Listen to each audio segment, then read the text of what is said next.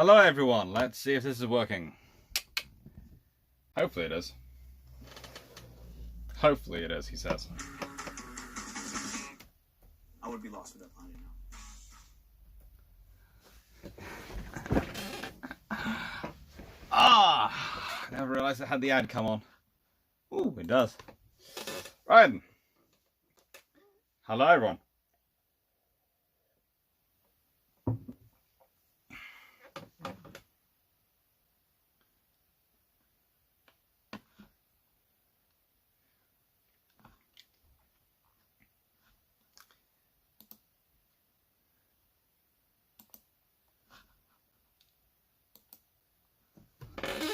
Hello everyone. Let's see. Hello Jay Richardson. Hello Jeff. Hello Stephen. Hello Carl.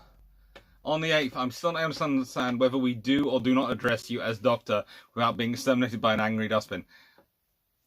Look, my policy is if you want to, you can address me as Doctor, but I have it as my tag because, as I've explained earlier, basically I have it as my tag because I got so fed up with some of my female colleagues and especially my sister being so badly treated with their titles. So whenever they just mentioned their title, it was dismissed or they were being rude. So I thought I'd see what people reacted to with my title. So I've added my title.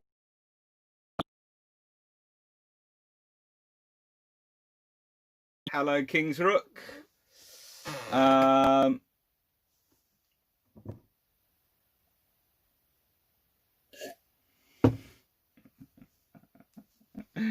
Oh, good Lord.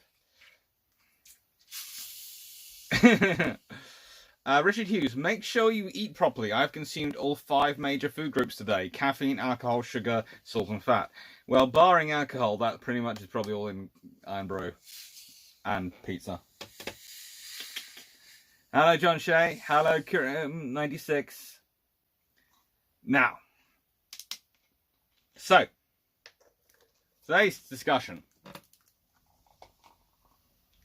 is all about the joys of, and I should really make sure my notes are printed out properly first.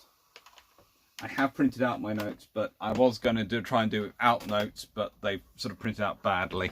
So instead, I'm going to print them out again. Because I hadn't realised they printed out badly first time. Right then, so just quickly do that. And the printer isn't usually that noisy. So how are we all doing today?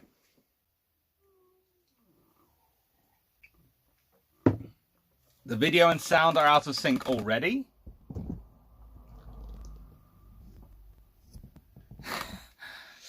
The video and sound are out of sync already. That's worrying.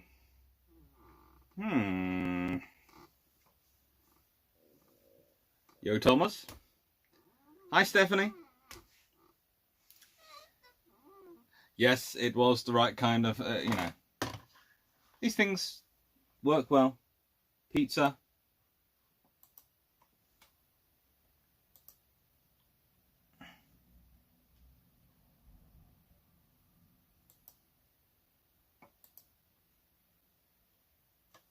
Not quite sure how, but one of my computer was attempting to connect to a printer in a school I haven't taught at in about a year, so, from about 2 years. So, you, King's Rook, you have 5 minutes left of the introduction to watch. It'll be fine. Don't worry. I think I figured out why the printer didn't print properly earlier. There appears to be an issue.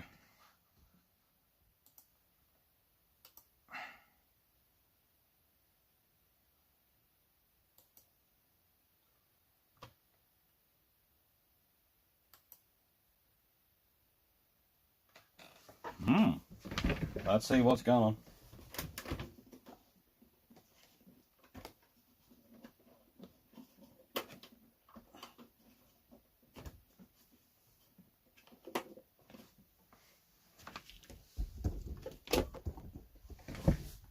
Ten, 9, 8, 7, 6, 5, 4, 3, 2, 1, and done.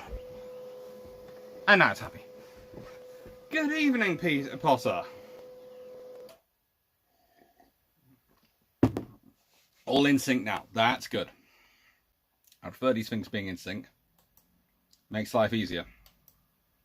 Even though I'm not that really much fan, I'm not that much of a fan of in sync. Why not?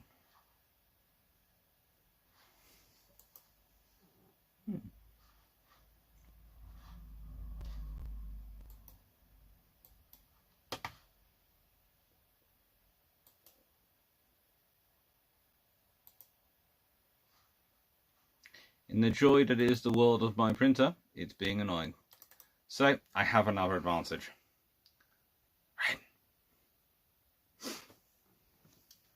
Right. Sorry, wrong. I hear you talking before I see it, so I will be listening rather than watching. Oh, good lord. Okay, let's see.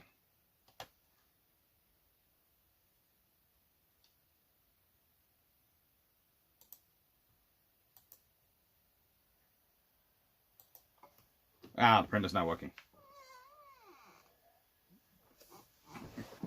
Jeff Beeler, if you're the doctor, then I'm the master. Ooh. So I think I'm glad. Sound went away while you described why or why not as address you. Just write it down in the comments after uploading. Basically, yes, I have a doctorate. Yes, you can call me Dr. Clark if you wish, but when you call me Dr. Clark, usually I look behind for my sister. The reason I use my title as much as I do is because I got fed up with people treating my sister badly because she used her title, and people using other female colleagues of mine getting treated badly because they had their title, used their titles.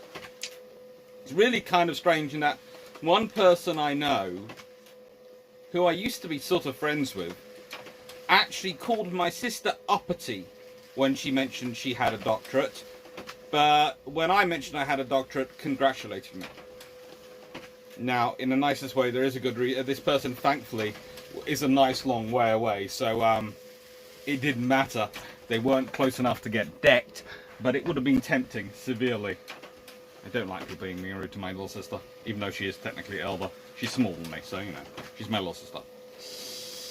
Alright then. Now that's all printed and finally worked properly, I can get back to following the questions properly.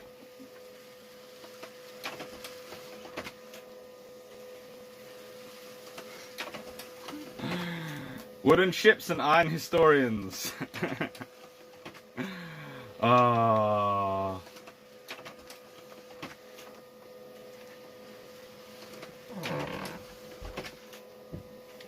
That is the plan eventually. Once I have, you know, like I have when I do my recorded videos, once I get my gaming PC down, that should be able to run the chats and these live discussions like I run the recording videos.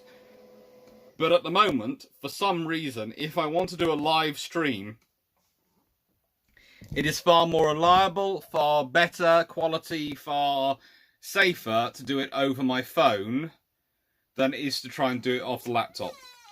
And that could be the age of laptop, but you know, she's a good one. So my full name is Dr. Alexander Douglas Donald Clark, but we'll leave that to one side. And a whole load of other middle names. But yeah, I'm usually my students just call me Doc Alex, mainly because it's that or Dr. Clark 1 and 2, because they get taught by both me and my sister.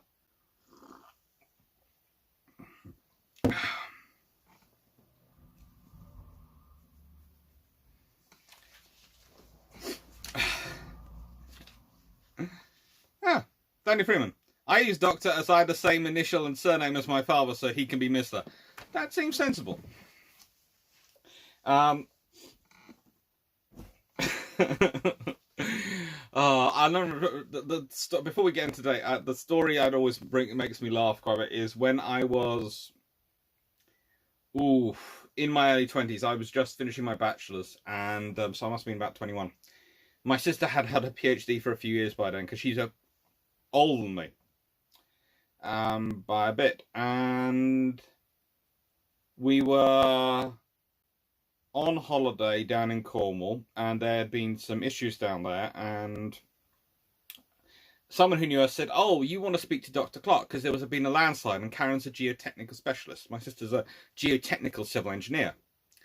And so I wandered up with her because Mum was worried about her going somewhere where she hadn't ever met them before on her own, and as we were on holiday, so I wandered with her, and they presumed I was the doctor, not my sister. I'm also going, the nicest way, come on. They blamed it on her looking younger than me, but yeah. There's which is the one of us who's asking the proper questions, and which one of us is a sort of an engineer, is a historian who's just here for bodyguard moves.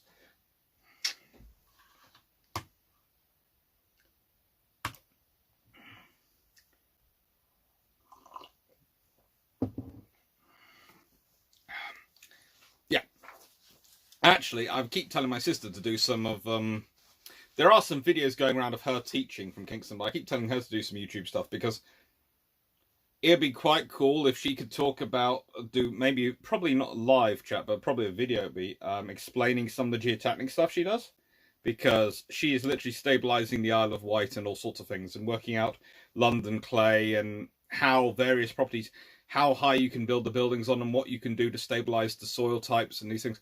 It's really, really advanced stuff that my sister does, and she's really, really smart. So, today's topics.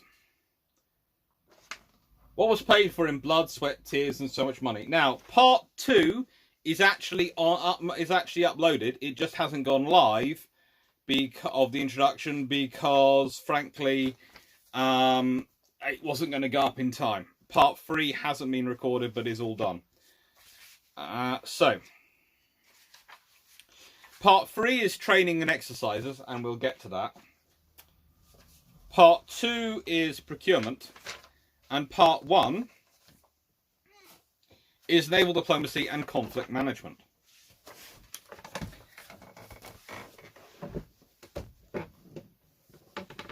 Daniel Freeman, a lot of female doctors I work with get frustrated with frequency they get called nurse.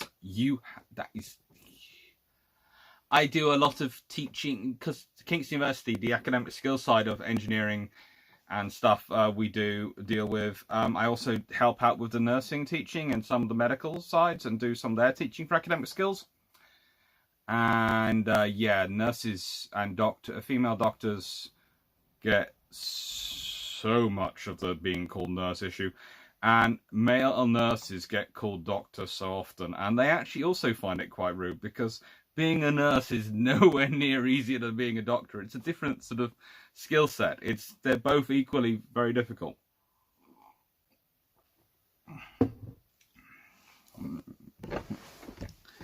She would be very, Jarek, she would be good for a video about harbour infrastructure. She would be a very good guest for harbour infrastructure stuff, because when it comes to harbour design and sea defences, those sort of things, as in sea defences from the actual sea eroding you, what she doesn't know isn't worth knowing. I daily expect to hear her being employed to sort out the next Thames barrier or something like that. Anyway, so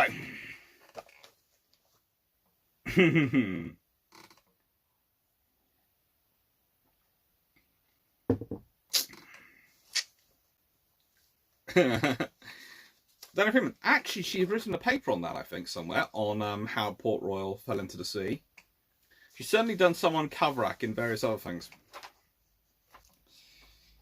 Right, so, naval diplomacy. As much as I love discussing my sister, I'd feel a bit bad doing it without her on here to, answer her own questions. So, naval diplomacy. Conflict management. The point of all this is when you're using... Morning, Jacob. When you're using ships, you can manage this conflict. You can manage your involvement. You can manage how much risk you're at and how much weakness you're at in terms of what you're exposing. When you depend on allies for putting on, let's say you're going to fly in and operate from an airbase, or you're going to put some troops in there on the ground, you're signing yourself up to that allies regime and saying you support them. in a pretty public global way, but also you're tying yourself into their internal politics. And that can cause you a lot of problems because they might say no. They might suddenly change their internal politics and not want you to operate from them. There are all sorts of considerations which they might have to think about. They might be worried about counterattack. Let's be honest, if you're one of China's neighbors and one of your mutual neighbors is getting bullied and America wants to show up and, defend them, well, do you want troops to be, American soldiers or American aircraft to be based in your territory or deployed in your territory, making you at risk of Chinese retaliation? Or would you prefer the Americans just show up in force by sea? The odds are you're going to want them to show up in force by sea. This is a long practiced methodology, and I've actually managed to include this all in my book because it's very much written into why the tribal battle and daring class destroyers exist, what they're for. It's to do with the fact of this naval diplomacy. It's to do with how you run things, how you organize things, and how you prevent things and manage conflict and deter conflict especially. The critical thing is always deterrence of conflict and managing it, and it's getting it right. So the example I used in the first introduction is Tsingtao in 1939. And the reason that one gets it right is because you have the Japanese having so much more power, so much more firepower locally. You therefore, to get into there, to get it in, to go in, you either have to go in, and Drac puts this so wonderfully in one of our podcasts, you either have to turn up with everything, including HMS Kitchen Sink, or you have to turn up with what looks suspiciously like nothing, if you are the major power. You either have to turn up with everything, going, look, yeah, we've come here, now shut up and go away and stop being annoying, or you turn up with, you lot are so freaking boring. Yes, we've sent something because you are all being stupid. Not because we wanted to, but because we had to. Oh, great. What are you lot up to now? Why do I have to be schoolmarm to all you naughty little children? Sort of thing. In a Victorian manner.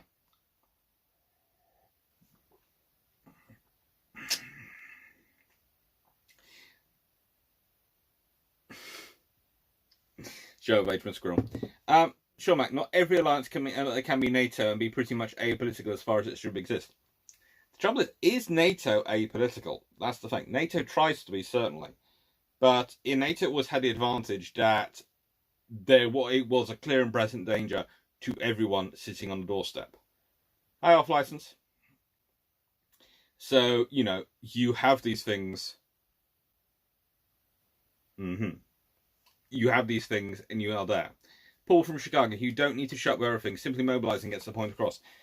Certainly does in an earlier age. But again, that depends on your sort of opponent you're dealing with. As we'll get into when we're discussing good old William Pitt. And,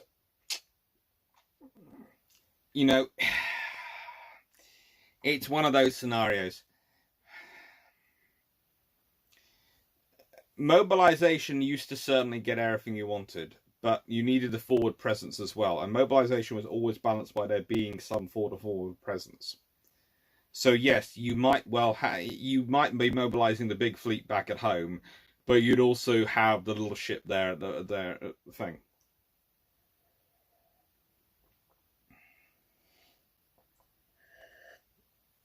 Oh, yeah. NATO. Stuart Crow. NATO seems a military mode. It is. It tries very, very hard to be, and it does a very good job of it. The interesting thing about Tsingtao is this. I can tell you all about how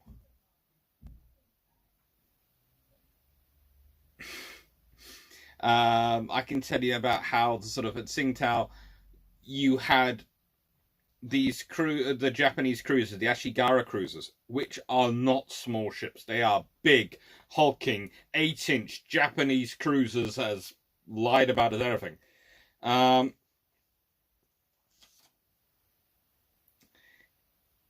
The thing is, what the British did was they sent in a town-class cruiser. Now, here's the thing. A town-class cruiser is a light cruiser, yes. But I can see here, Carl von Gasper has just said, you have to walk the elephants once or twice before they treat a mouse with due respect. The sloop is a mouse. I would say the town-class cruiser is...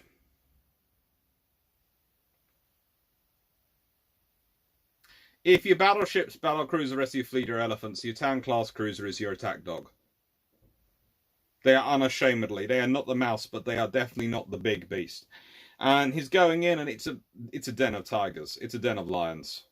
You know, you're going into, in terms of Japanese heavy cruisers, doesn't blink.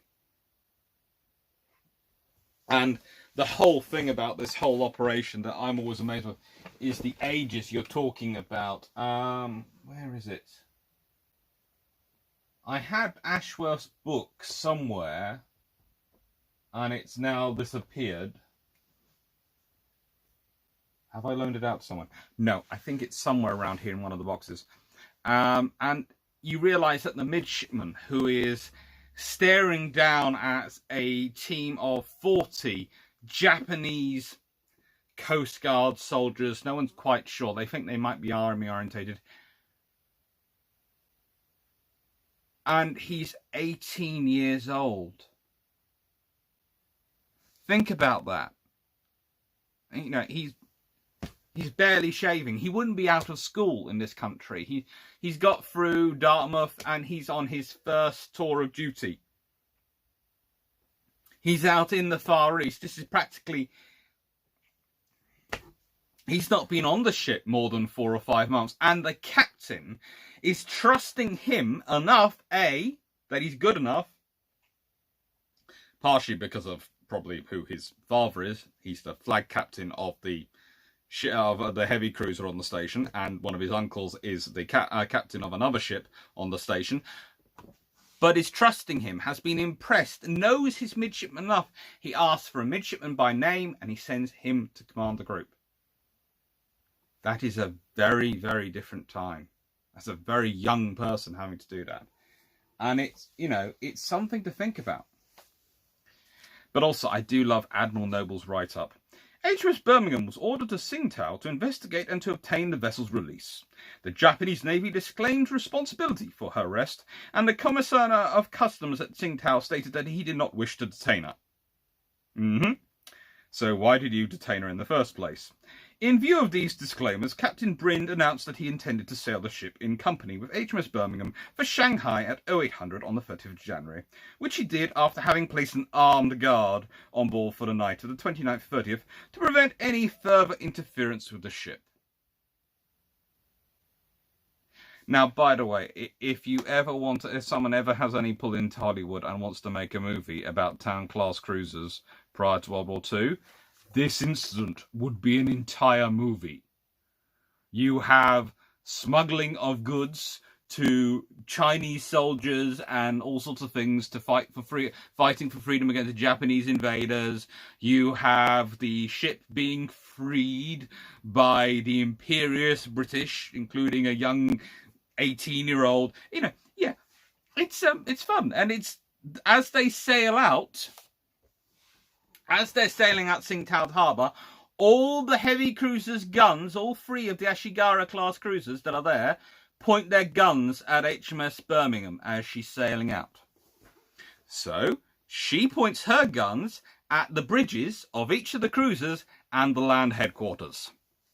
I.e., yes, you will sink me. I am a light cruiser. I cannot take this many 8-inch shells hitting me. Although at this range, with armour-piercing shells, they'll possibly pass straight through me. But leaving that to one side, I will kill you all personally, i.e. all the captains, all the admirals, all the senior officers who are going to make the decisions. I will take you out. The Royal Navy, always prepared to make war incredibly personal.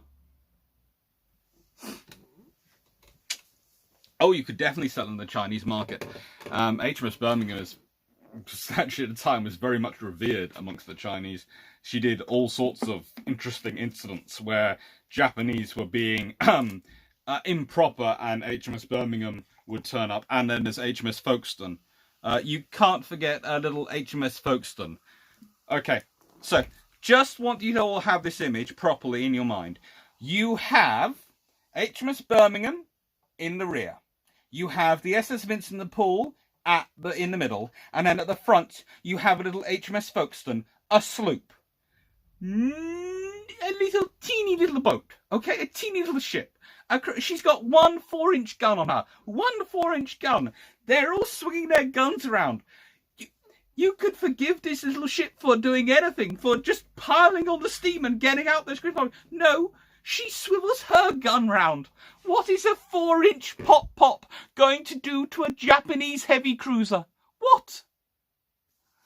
But she does it because she's British. She's Royal Navy, and you might sink her, but she will damn well fire first. Excuse the French. It's just... oh... it's just one of those stories, and if you want to go read about it, Global Maritime History has a paper I wrote about it, and it's one of my better papers, honestly, but also it's one of those stories which it gets completely ignored because it happens in January 1939. So big incidents come after it, and very big things happen. But in January 1939, the Royal Navy deters conflict with Japan. This is my point. In January 1939, deterrence works for the Royal Navy. They're able to manage it. So, this is what's, the thing is, Britain has been structuring around being able to deter Japan, about managing conflict around the world. This is all about conflict management. The whole actions, the British are being incredibly polite, whilst also being incredibly firm. Turning up with just enough force you have to take notice of it, but not so much that we're being an active threat.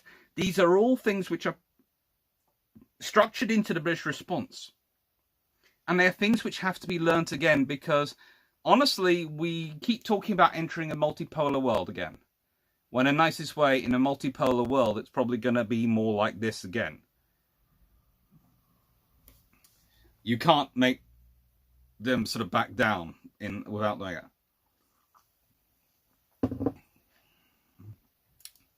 Who would you cast as the captain of HMS Birmingham?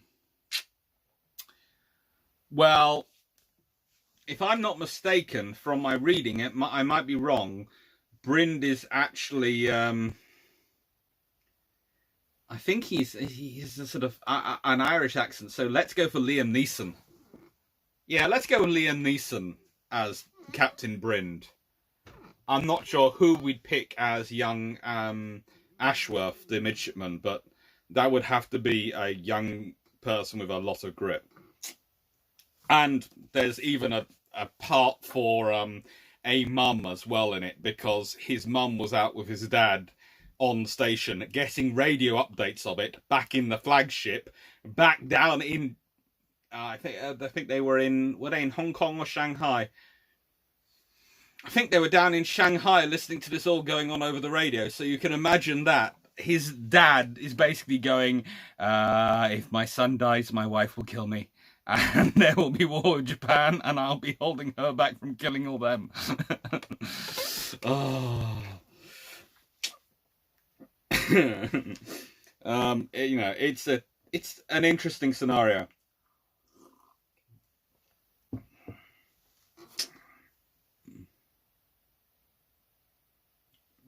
Jay Richardson.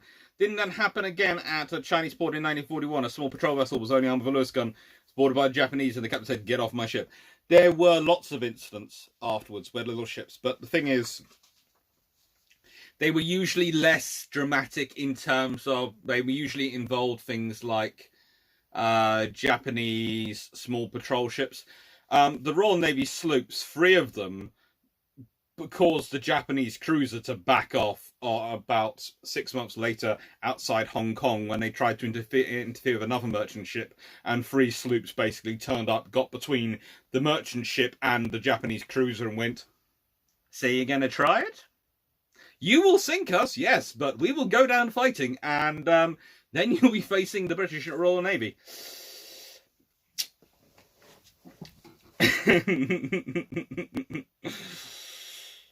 Kingsrook, I like what you say that a 4-inch says to a heavy cruiser, but I'm not gonna. Well, actually, no, I will let that be shown. Right, I try and keep it sort of respectful because, you know, my little cousins might be watching, and I think my girlfriend's mum is watching as well. So hello, Anne. So I try and keep the chat a bit polite. Steam White puts it the mind of the poor little CVE single 5-inch gun astern fired. Yeah, you know, they have fun, but this is Tsingtao is one of those events which really has to be remembered more because it is absolutely classic naval conflict management and deterrence. It is a textbook example of how to do it. How Captain Brind runs it. How Ashworth works it. There are lieutenants involved. The whole team, and they're trusted. Admiral Noble is sitting back going, "Yes, do it." And the thing is, Admiral Noble is able to do that. Admiral Noble is able to sit back and go, "Yeah, do it." And the people back at home are going, "Noble, you have charge. You know your area." And it really lets him. He's coordinating. It's the local ambassadors and the Navy are coordinating on everything. When Birmingham arrives in Tsingtao, they are met by the local consular official within minutes. It's all sort of going on.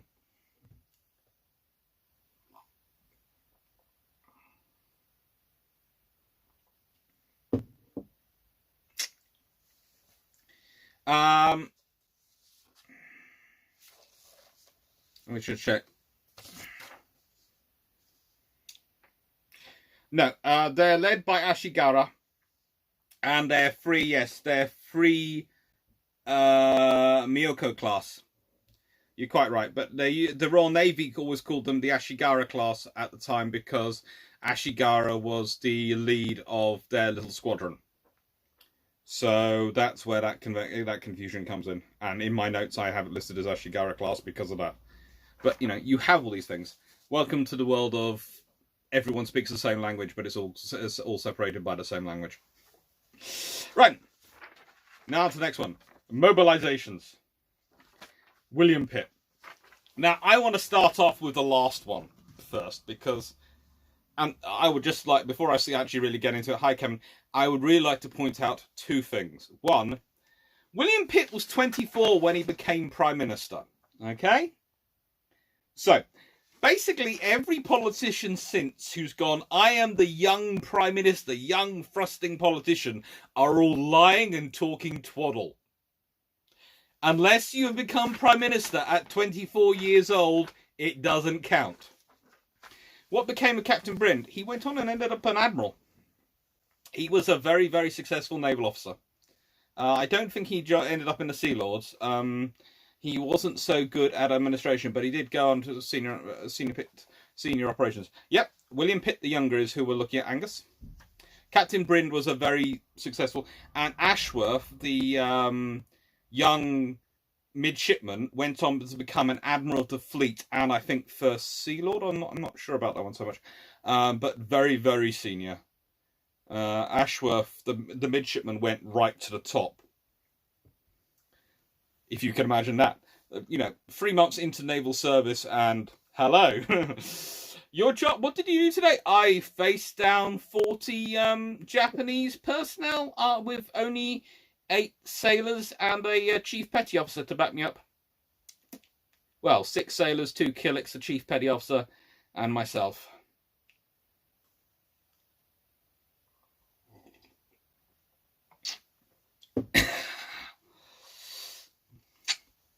It's, you know, it's a fun time. Right, so we have, in 1791, Pitt is feeling really confident, eh? He's been Prime Minister now for 8 years.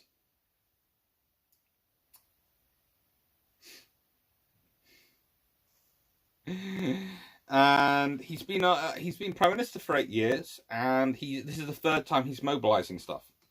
And the Russians, he's remembering from the neutrality and the Neutral Powers Act, where they were basically keeping the Brits out of, the Baltic, and it's trying to cut off the British access to good wood for masts. Chiefs count as 10 people, correct? Possibly. Anyway, so he's quite worried when he hears that the Russians are going to occupy the fortress at Okhov on the Black Sea. Mainly because he's worried about them getting a route down to India, and then getting a route down to the Ottoman Empire, and then destabilizing the far end of the Mediterranean. But also, he's worried about Russia looking big. So he starts mobilizing the fleet and telling them to deter from it, telling the Russians to back down. Unfortunately, he's mobilizing against Catherine the Great. Catherine the Great is a rather different personality than the rest of the world he's been dealing with up to this point. Catherine the Great, has three things in her advantage. 1, she actually knows what she's doing. 2, she's running an empire which is a land-based empire and really doesn't care much about its sea borders. And 3,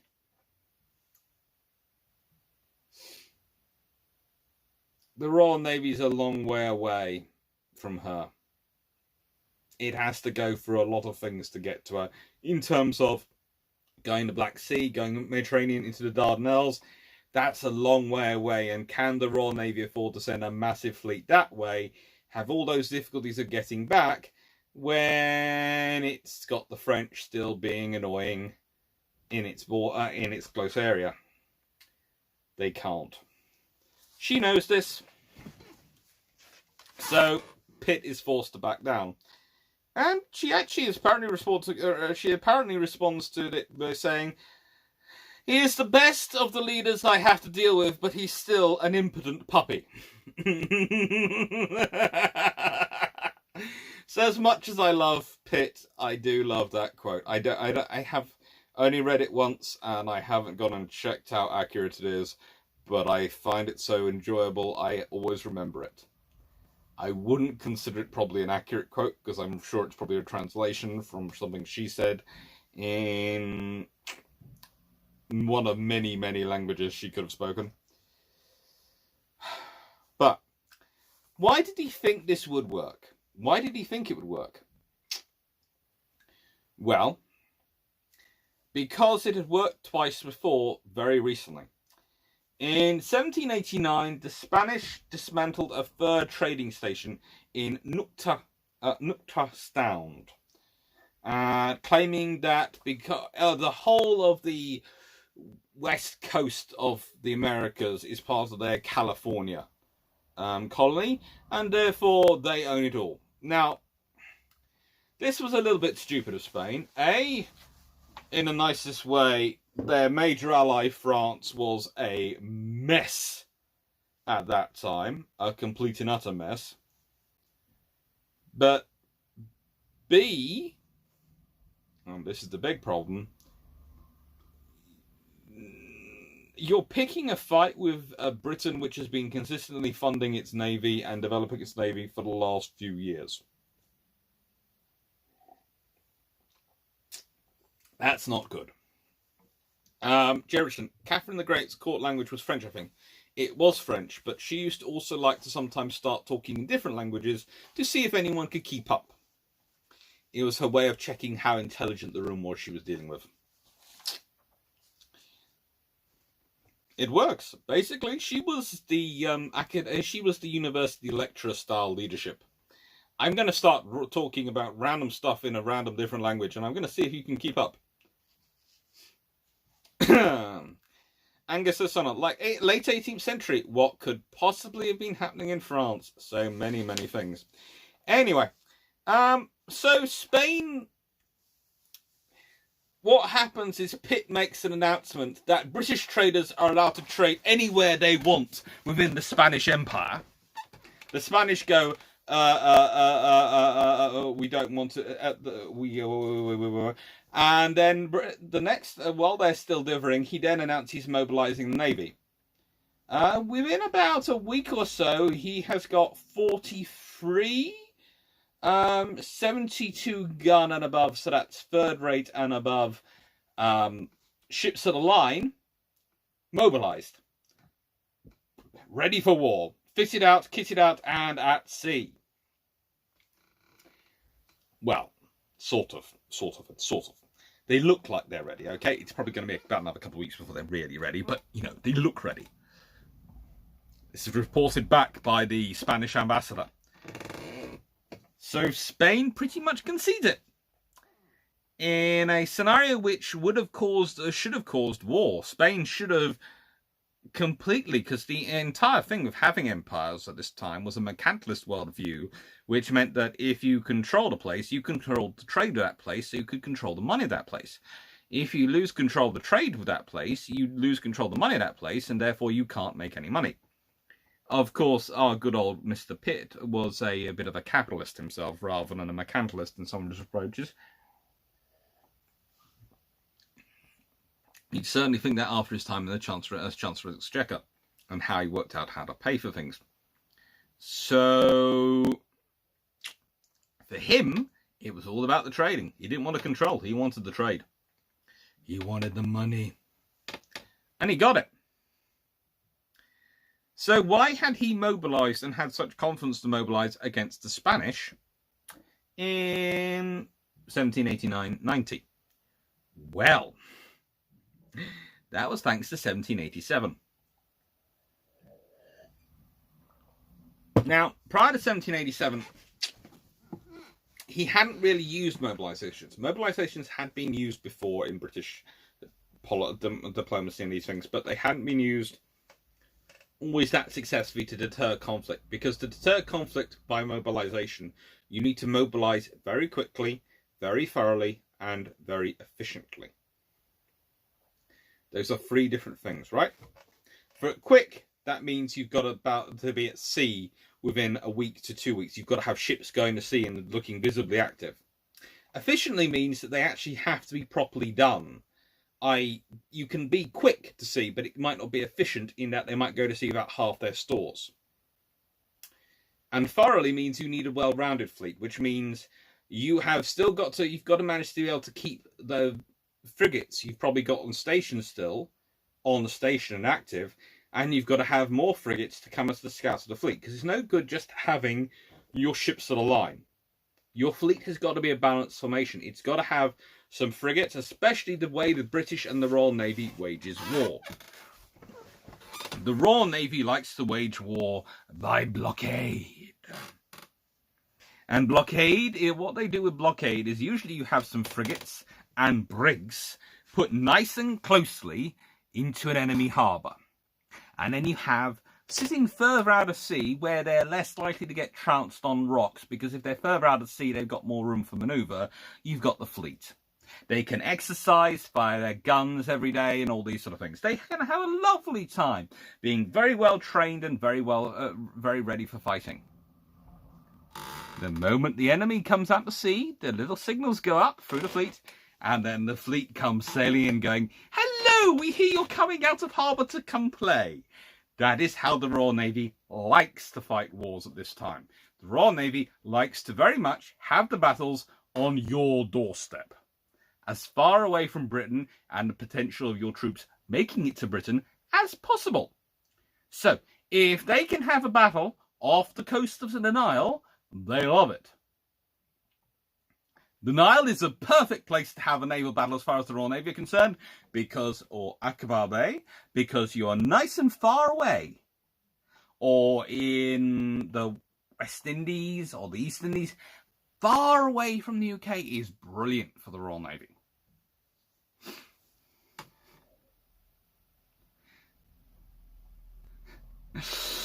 And basically, this is what happens. So in 1787, there is the first major mobilization. Strub, just joined. I see a problem. Has the doctor addressed the man parishes mobilization?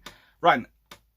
Here's the thing. Man parishes mobilization often come up, and I will get into those in a second, but I'm going to talk about the Dutch ones first, because the Dutch mobilization shows how they start to deal with the man parishes. So that's why I was working back. Because it makes a better story this way. It's still good history, but it makes a better story going backwards. In 1787, the Dutch anti-Orangist patriots, basically a Republican movement, decide they want to get rid of the House of Orange. They do two things which cause themselves to be in trouble. There are two small problems. One, the current Princess of Orange is a Princess of Prussia, and they manhandle her. This pisses off the King of Prussia, who mobilizes his army. Okay, right. So, in this scenario, what is your only hope of countering a Prussian army? Well, if their paymasters, the British, happen to support you. That's your only hope. The trouble is, they decide they want to make friends with the French. Oh my. Oui, oui, oui. So, Pitt mobilizes the navy. Now, this is in many ways the smallest mobilization, and it's the one which realizes the problems. First things first. Now, I know we like to talk about the press, and all these sort of scenarios, but actually the press wasn't necessarily, more often than not, the press is not done on shore. The press is done by merchant ships, etc., coming in, and the sailors basically being turned over. And that's how they would do it, if they could. Because they needed sailors. Landsmen weren't that useful. Landsmen, especially if you're doing rapid mobilization, are not that useful because they take time to be trained up. They can't do as many roles as a trained sailor, as a proper sailor can. And sailors are skilled. This is another reason why various admirals support various things like the fishing industry and all sorts of other trade and merchant industries, and basically think they're all essential because they provide for a crop of merchant sailors. It's not because they necessarily support those things, it's because they provide a constant employment for sailors and keep the number of sailors available. In this case, Pitt was very clever. For every single one of these ships, him and the First Lords, the First Lord and First Sea Lord, or the Admiralty, made a specific effort to make sure the captains picked for those ships were popular. They were famous to an extent. And often they would have a far easier time recruiting. A captain would have a following, patronage. They would bring officers and officers who followed them to their ships because they'd worked with that captain and that captain was good for their career and was advancing their career, so they would follow them. And the captain would have some sailors who would follow them anyway, and there'd be more sailors who'd follow the officers. So you could often find that 2/3 to out to 3/4 of a ship's crew would be made up by followings of the lieutenants and the captain. That would be a tremendously large number of the ship's crew.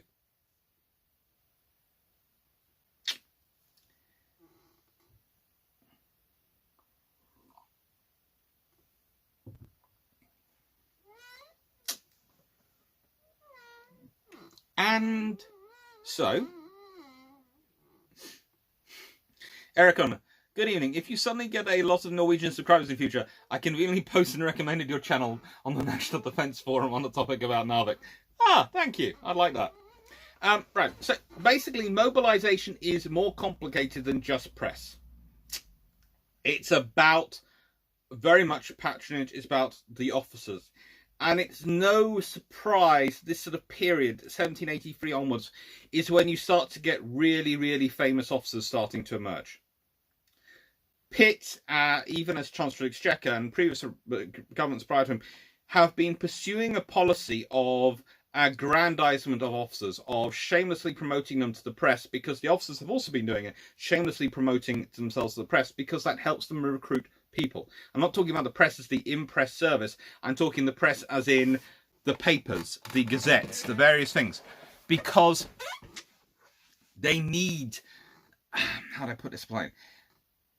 It's far easier, if you can crew a ship through volunteers and following, you are going to have a far better, far easier ship to run. An officer who can depend on that will often be quite successful. Now, here's the other thing. When you're talking about these mobilizations, you have to remember. At the initial phase in a war, in this period, often it's quite easy to get recruits. There is often a large number of people who are unemployed or various other issues. Or in the case of sailors, they might be looking at going, well, if there's going to be a war, then there's a chance of prizes. And prize money is good. You know, a sailor can earn a lot of money through prizes. Even the lowest sailor can earn money through prizes. And that is their critical thing. You know, there's lots of incentives done. So at the beginning, when it's these mobilizations, they don't really need to rely on the stricter methodologies and the more aggressive recruitment methodologies, because they have the pool, they have all those things they can draw from. And they do work quite successfully. And we have a discussion going on Danelaw now, man. See what? UK sailors settled out of banks hundreds of years or more. Cruiser USN and merchants was largely UK, better resources. Yeah, there are all sorts of things.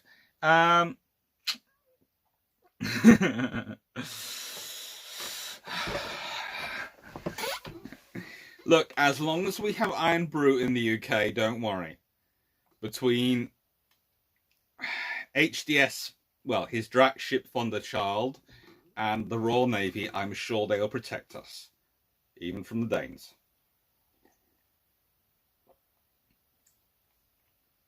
Just to make sure Drac has plenty of Iron Brew. Okay? So, those are the mobilizations. And I have to watch the time, because today I have to sort of finish at roughly 8:30, which is about another 90 minutes. The reason is because, again, I'm on television on the Discovery Channel. And my mum wants to watch it. And apparently it's not the same if I'm not there. Tiberius Claudius Columbus. Captains with a record of prize money can get their ships more easily. Yes. That was the thing. And hence the captains usually picked. It wasn't random selection of captains. The captains picked for the frigates, for the first ships on mobilization would be ones who are famous for getting prize money. You know, they would be the ones who were famous. They'd also be the ones who were probably richest. And remember, it costs quite a lot of a captain to outfit a ship, because the captain, the stuff the captain was expected to provide on a ship in terms of being able to supply food and all sorts of things, and often clothe their crew and provide other things, would come from their own private money. It wasn't unusual.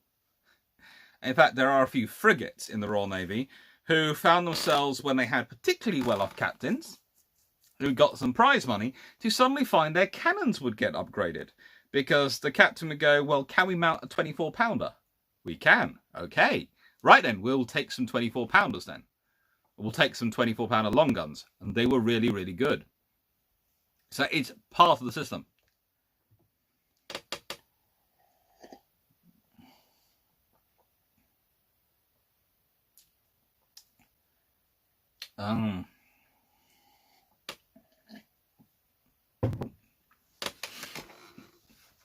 Right. So, we're going to the Battle of the River Plate now, because this is another thing I want to think about, and it's something which we've got to think about with forward basing. Okay, the Royal Navy have been forward basing in South America for pretty much 100 years by this point. They had an almost consistent presence, thanks in part to the Falkland Islands, but in other parts of interests, etc. down there. The British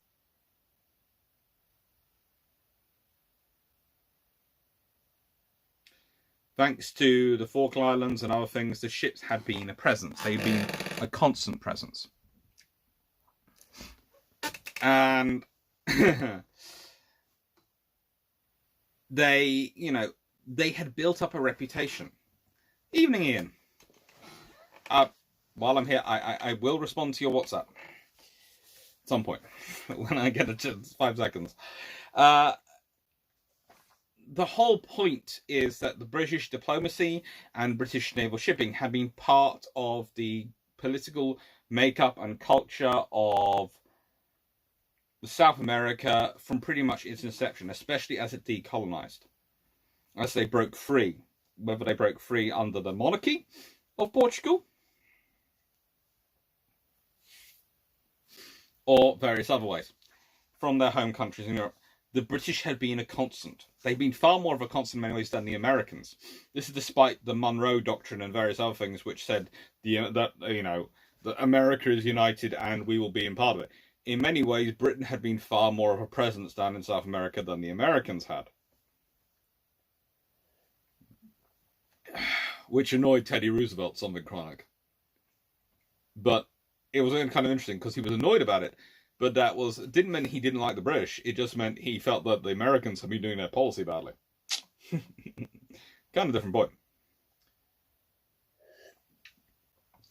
Now,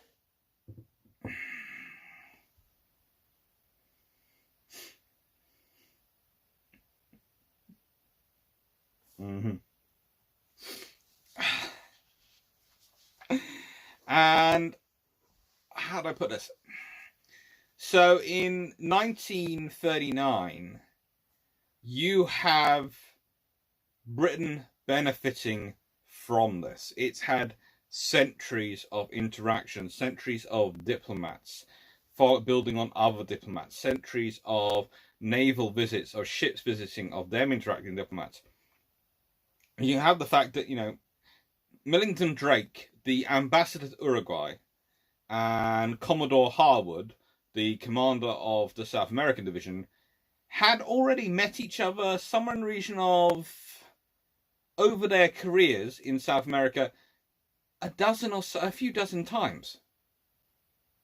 Think about that. A diplomat on a random posting, wandering around South America, has already met, as he's progressed up his career, the naval commanding officer of this division a few dozen times. We're talking, some years they've met each other, they've spent whole weeks in each other's company. Because that's how hand in glove the Navy and the diplomatic service have worked on the presence. So then you have the poor Graf Spee show up. The Graf Spee shows up. It's damaged from the Battle of the River Plate, and it is damaged. I know some various reports, especially those ones which come out of Germany, claim it's completely intact and pristine and these sort of things, but ships do not limp into port, even pushing their engines as hard as they can to get into port, because they have not had any damage. They just don't. Especially not when they know the moment they get into port, they are stuck. And in this case, you have the Thursday the 14th of December and Thursday the 15th of December. Now, the thing I like most about this is that this comes from Millington Drake's own book, these quotes. Okay? Published in 1964, it's entitled The Drama of the Graf Spee and the Battle of the River Plate. Currently, my copy is actually being read by my mum. So, I'm sorry, I got it out to look at this all and it's being nicked. She's currently enjoying reading it. So, Eric O'Connor, is Teddy Roosevelt the only naval historian to become a head of state? Not sure.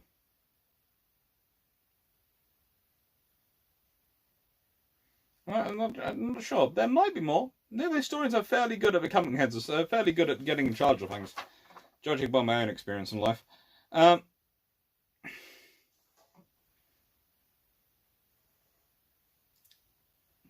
Thomas Ferraro, British interest in South America due to it being a lucrative market?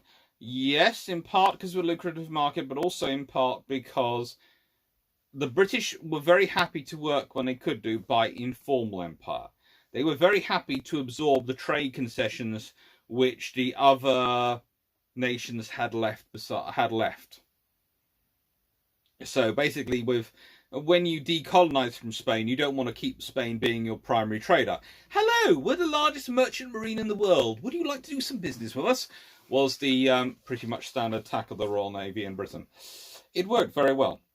So, here is the Thursday, the 14th of December.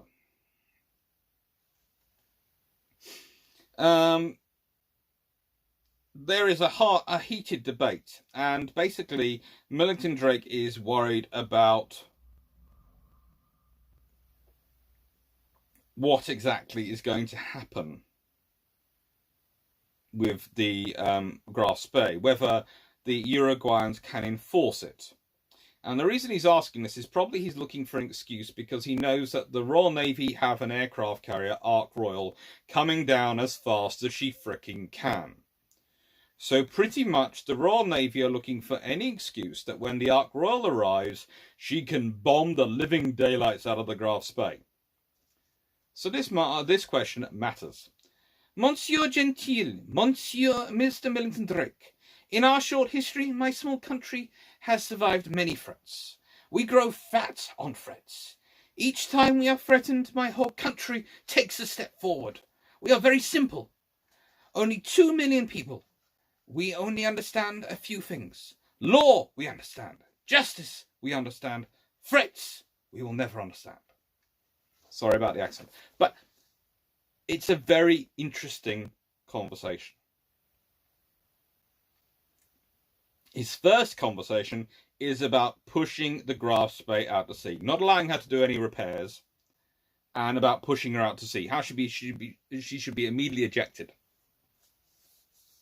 If you want to hear more about that, then go have a look at the Battle of the River Plate series, or I've got on here, or the When Good Guys Go Bad series.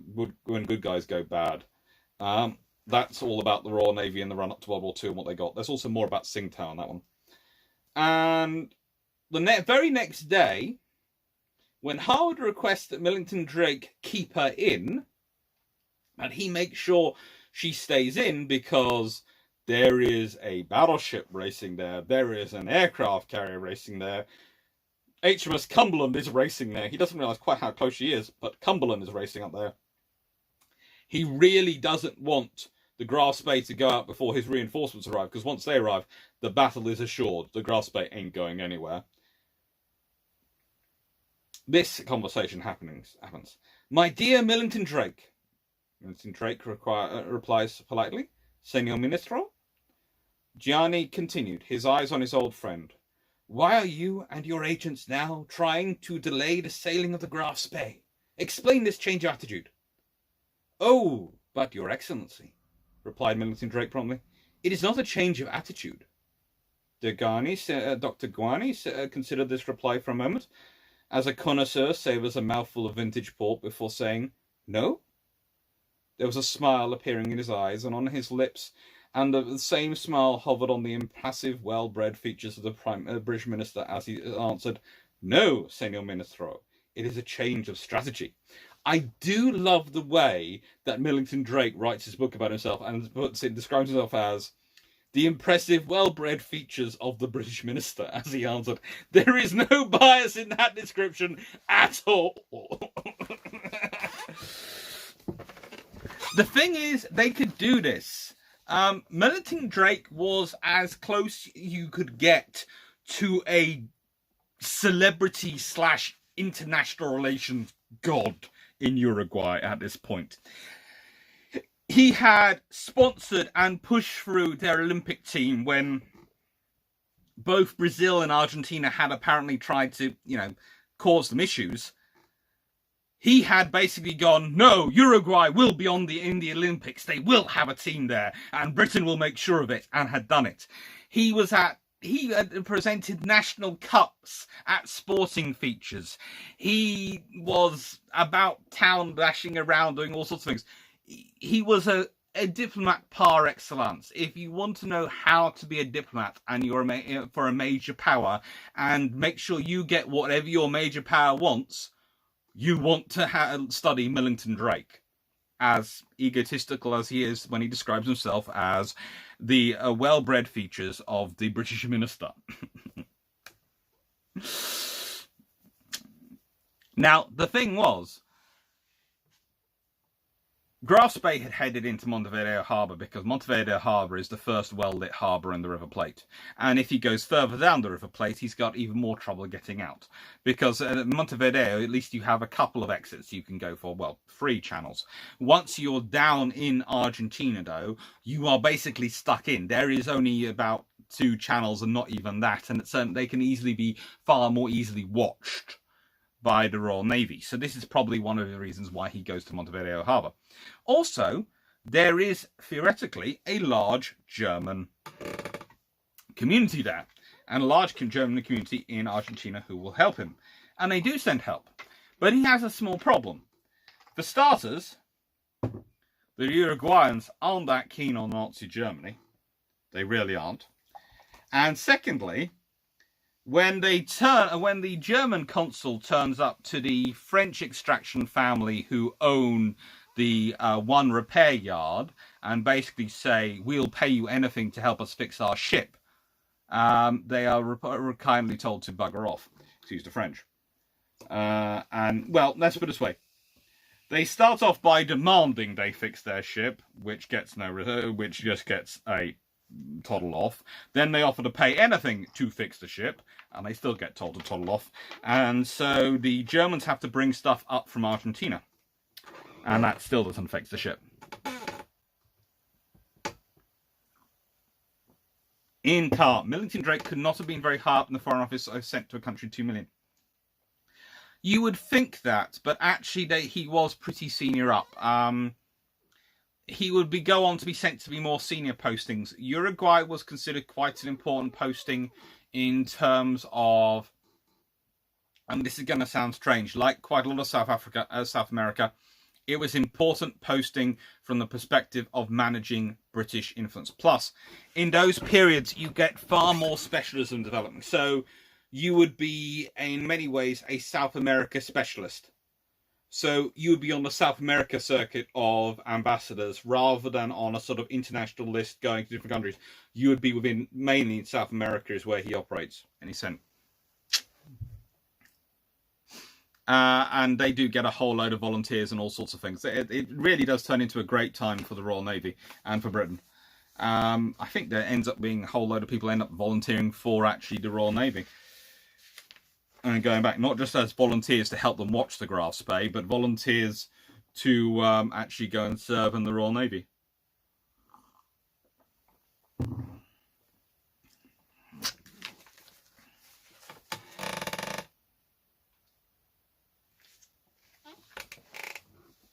It's World War II, 1929. How do you find a ship with limited resources? Well, let's just go into discuss when it was happening.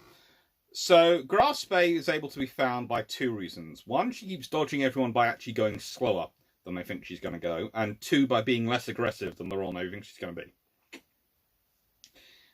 There is the often commented position by a captain of HMS Sheffield, who the Royal Navy had regularly used as their surface radar, that if he'd been in Grass Bay's position, he would have sunk 3 times the tonnage, but would have probably been found quicker. Grass Bay is trying to stay alive. That is how she's operating. Everything is operating. It's an entirely political operation in many respects. And it's very cleverly thought out from that perspective. She was supposed to get home. It was supposed to be a glorious voyage. She was supposed to get home. The trouble is there are only so many areas which actually have enough trade. Remember the trading map I like to show off and like to use from that the British should have used from 1935, 36, which shows all the trade. She had been mainly concentrating her actions in areas where there was not a lot of trade, and especially not a lot of the big merchant ships. So she was getting kills, yes, and she was making paper dashes, but she wasn't really ultimately having that bigger impact in terms of actual tonnage sunk. She was having more a bigger impact in terms of the psychological damage. So, she is a problem, and she needs to be solved. The thing is, Harwood works out, well, if she's got to go home at some point and got to go home probably soon, she's got to make a big kill before she goes home. Otherwise, she's going to go home looking like she was wasting her time. Yes, there's going to be the glory. But also, honestly, was she going to get home? Because to get home, she either has to go for a channel dash. Remember, at this time, France is still in the war, so a channel dash is definitely not a good idea. Or she has to go round the UK and go through the barrier. And remember, the barrier in the North Sea barrier is maintained by 2 flotillas of Tribal-class destroyers, 4 battleships, 2 aircraft carriers, and about 6 to 8 cruisers, town-class cruisers of the 18th and 2nd Squadrons. In the nicest way, that is not a barrier you want to go through if you're Graf Spee. You might have a chance if you're Scharnhorst and Nice now. You might have a chance of making a run through it if you're Bismarck and you're lucky. And you go through in a dark night and it's after France has fallen, all sorts of other commitments are going on around the world. These are the things. But in 1939... beginning of 1940, so December 1939 to January 1940, it's not that great. Now, yes, there are no long-range aircraft in the South Atlantic for you to use your patrolling on Indian Ocean, but most of your cruisers do carry their own aircraft, which can be doing searching. And at one point, actually, HMS Cumberland spotted an HMS Cumberland's aircraft and the Arado 196 off Graf Spee spotted each other's ships, and so but they managed to escape it. Otherwise, HMS Cumberland would have run into the Graf Spee in about probably that would have been about October 1939 time. So Harwood makes an estimated guess of where she's going to go, and he gets in front of her. So that's how. He knows she's got to make some kills. Where's the best place to make some kills? The River Plate. So he goes and sits there. And when she turns up, she finds 3 cruisers waiting for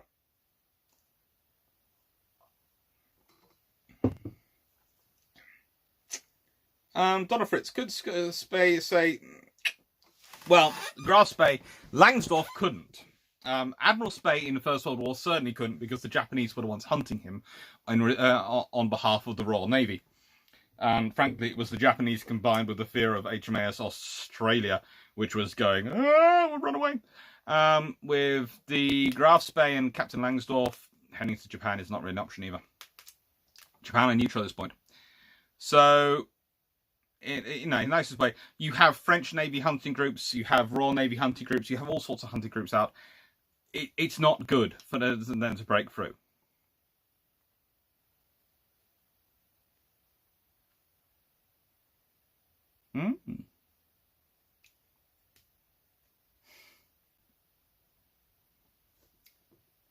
There's it's Graf Spee is an interesting story because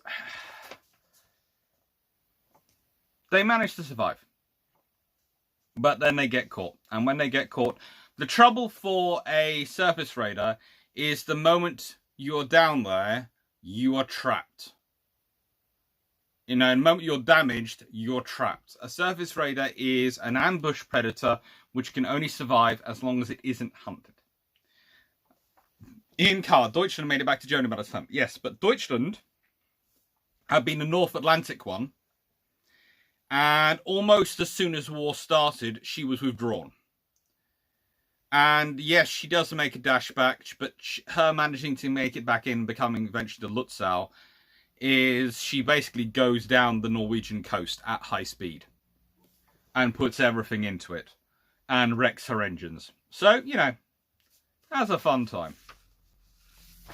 Has a fun time.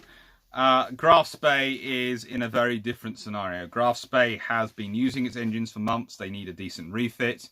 She's got all sorts of build-up on her keel. It's not the same. Richard Hughes, surface raiding is generally a suicide mission. Actually, if you look broadly through history, surface raiding can be very, very successful and is very successful. But it's got to be well done, and you have more advantage if you have support. Those harbours really do matter. Right. Bad Home. Would a surface radar work today, or has the radar and radar number of aircraft resulted that a surface radar is no longer an option? Okay, satellites and these things would make it more difficult, but you would still have to get assets out there to try and track it down and actually sink it. And there are things you could do. And if you see, at the moment, we're talking in a perfect environment. If you start losing satellite coverage, then you haven't got as many search aircraft as you think of them. Yes, they have good ranges, but there aren't that many of them. So you could start doing a surface radar could work, but it would depend on circumstances.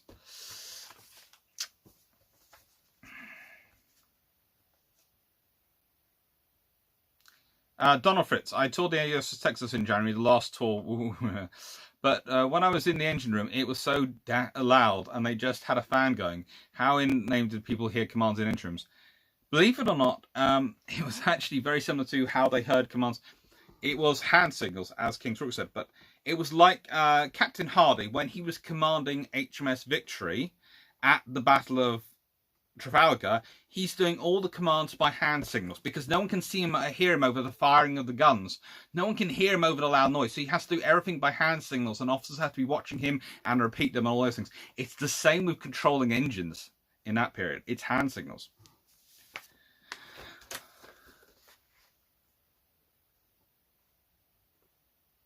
Ben Grogan, looks like Clark. Without getting too in depth on the protests themselves, if the idea of removing all fingers linked to slavery keeps gaining steam, how much of RN history will survive? A lot of it.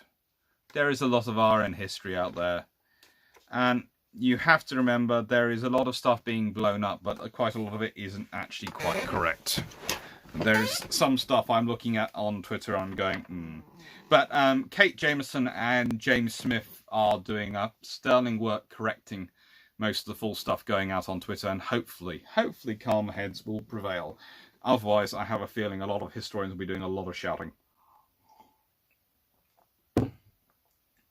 Martin Sims, who needs a surface radar when you can have a subsurface radar? That's true, but let's be honest, a torpedo is a lot more expensive than a shell. Strub, Doctor, would it have been better if she'd been part of a task group, destroyers and a support ship? She did have a support ship down there. It was the Altamont. And her coming back is, of course, part of the tribal story, and is also in When Good Guys Go Bad, but not in tonight's one.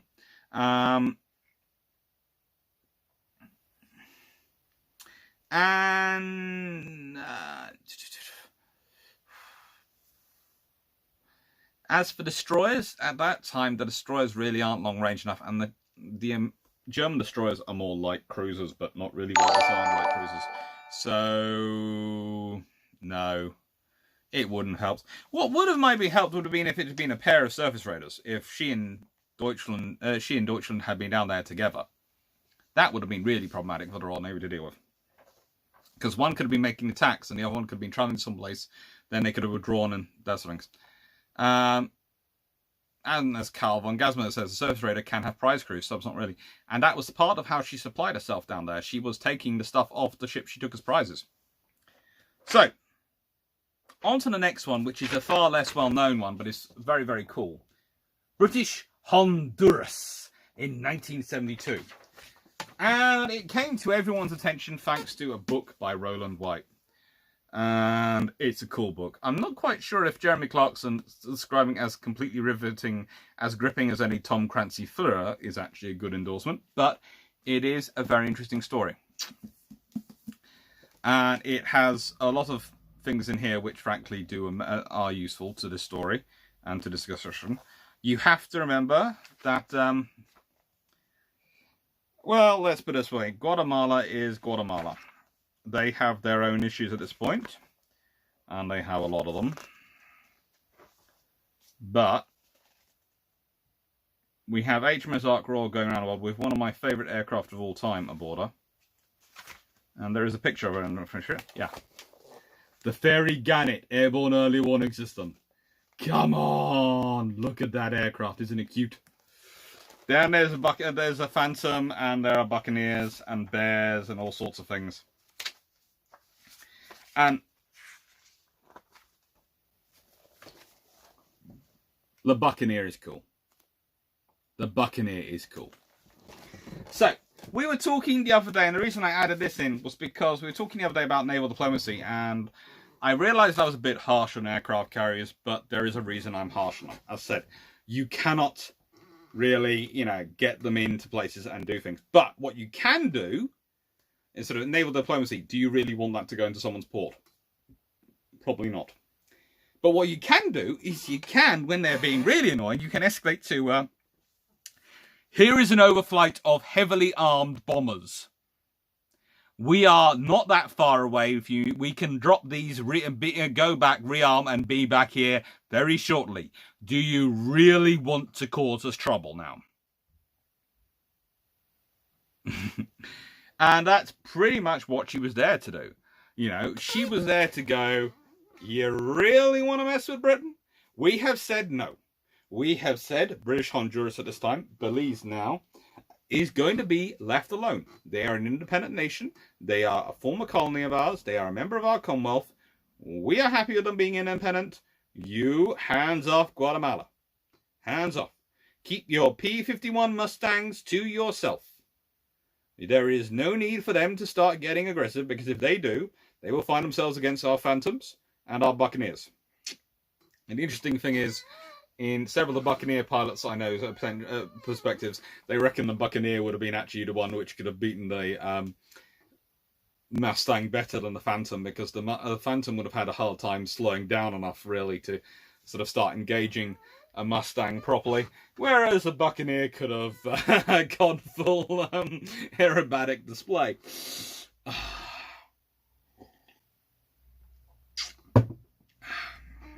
It's a fun times. Back in a second. Hello?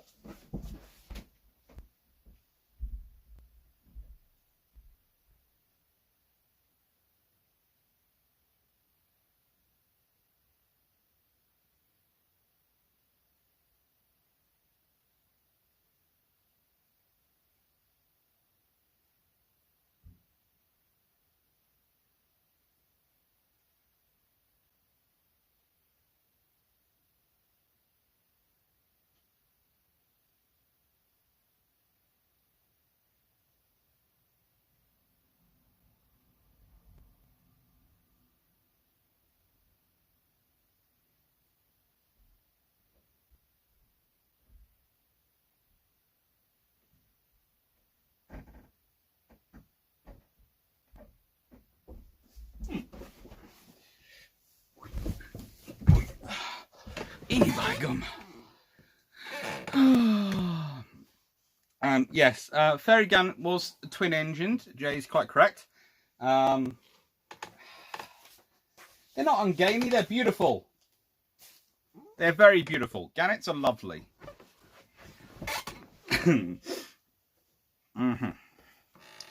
Danny Freeman, aircraft overflight similar to a ship sitting in harbour, quietly having a load of artillery that could... Well, the thing is, it's not quite the same, because the ship can sit there and hold a party.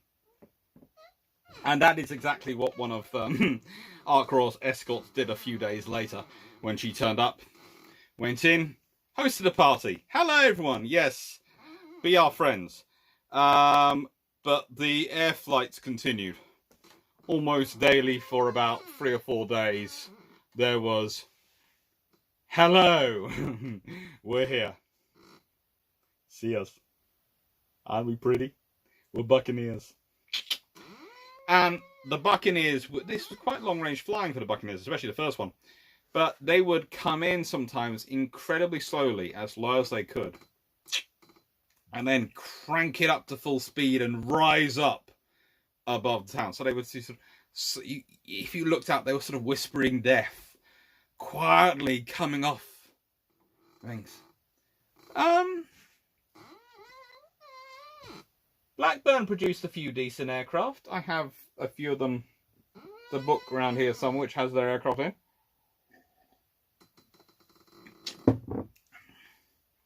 Admittedly, Blackburn also did produce some of the most ugly aircraft ever known to mankind. Blackburn, Blackburn.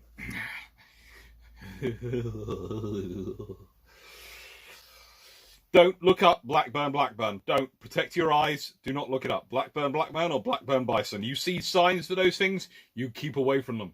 You protect your eyes now. Yeah.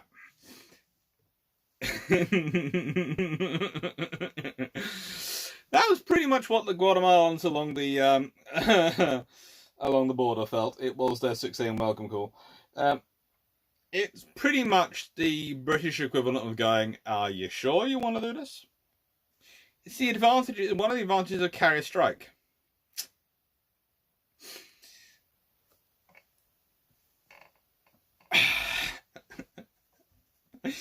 Eric, if you looked up the Blackburn, Blackburn, it's on you.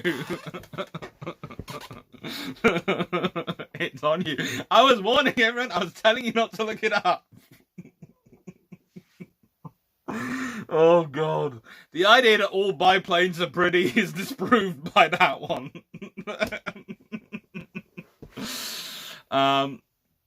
Yeah, the Blackburn Buccaneer is a cool aircraft, and frankly, it was. It's an interesting idea. Is that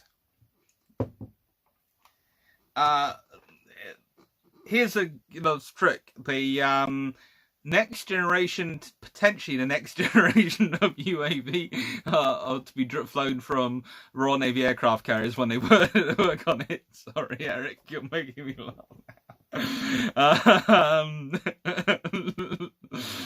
Could actually be called the Buccaneer too, to offset the Lightning, so we could have Lightnings and Buccaneers one.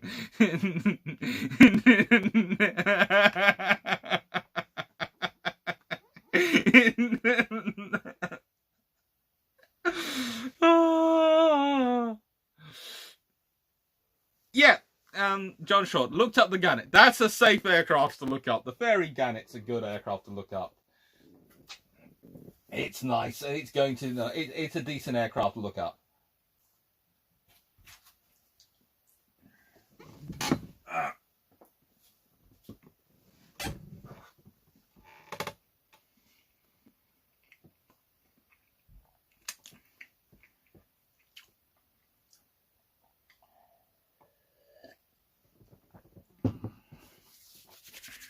Yeah.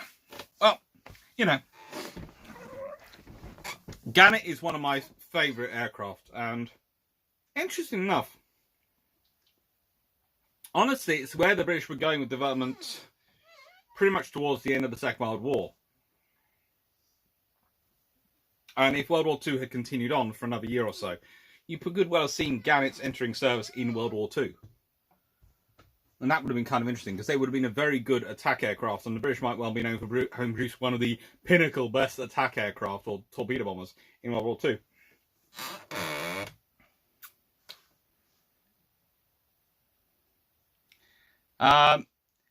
Tiberius Cross. I had been very careful not to ever mention the Blackburn Ball. I was being polite. I was saving people. I was telling them that I was trying to tell them to avoid the Blackburn early aircraft, and I thought if I didn't mention that one, it would stop it.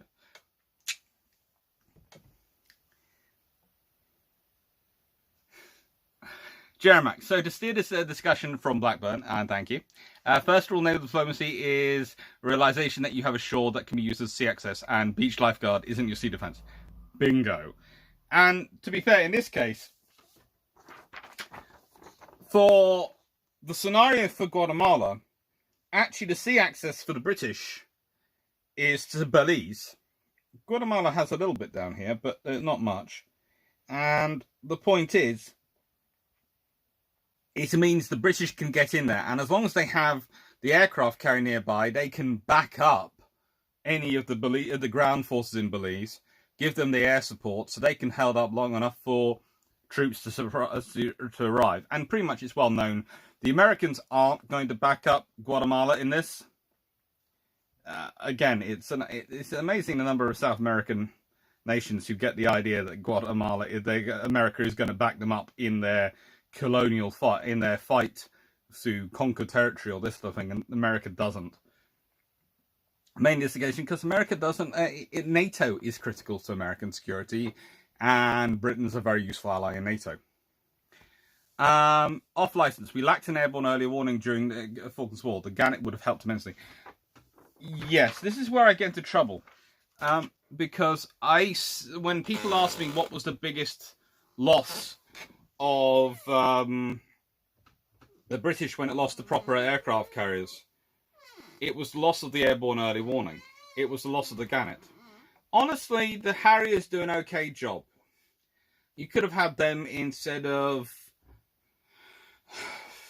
your Buccaneers and instead of your Phantoms. We prefer Buccaneers and Phantoms, but you could have had them instead of them. But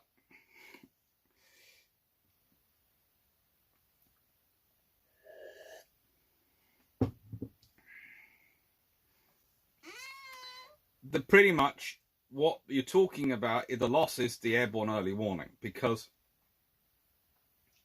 you can have Sea Dart, you can have all the latest in sort of air defenses and layered air defenses, but there is no point having layered defense if your defenses cannot fire. As I say, one of the things I say quite regularly, there is no point having a weapon that can shoot further than you can see. You're never going to be able to use it properly. So you need that airborne early warning. You need to be able to look down so people can't sneak up on you. You imagine San Carlos, you imagine the whole Falklands War if British have airborne early warning. If they have airborne early warning, even on the helicopter-based type, sitting over the 42-22 task groups, the combos, sitting between the Falkland Islands and Argentina, there is nothing getting through. There is nothing getting close or getting past that. So that is what you're talking about. And that is what's necessary. So that is the big loss. The Gannet is the big loss, but it's not as sexy to look at as the Buccaneers and the Phantoms. So it's the one we ignore.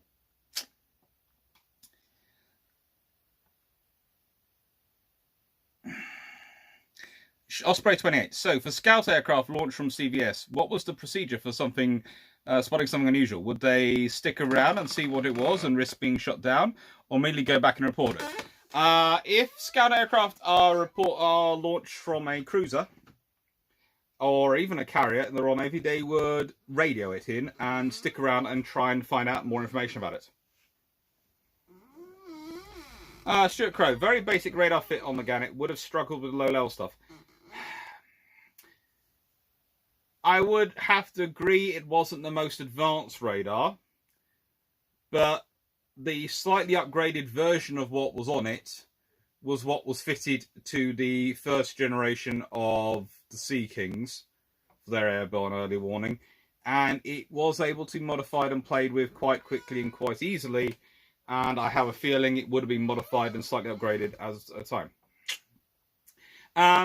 And Donald Fritz, who had the best float plane scout in World War II? I've got an entire video coming up about that. I'm not going to start jumping into that before I have the video. Stop jumping in. That's all going to be discussed later on. That's in July. That's one of the videos in July. Float planes and seaplanes. Right, so.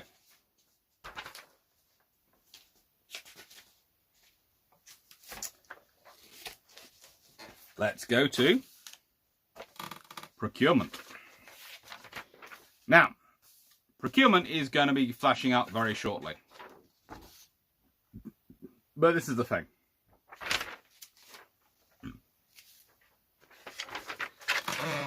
Stuart Crow, Dr. Clark, low-level flying drinks fuel, and if attackers had to fly longish distance though to achieve surprise, they may well not have made it to Falklands and back. Yep.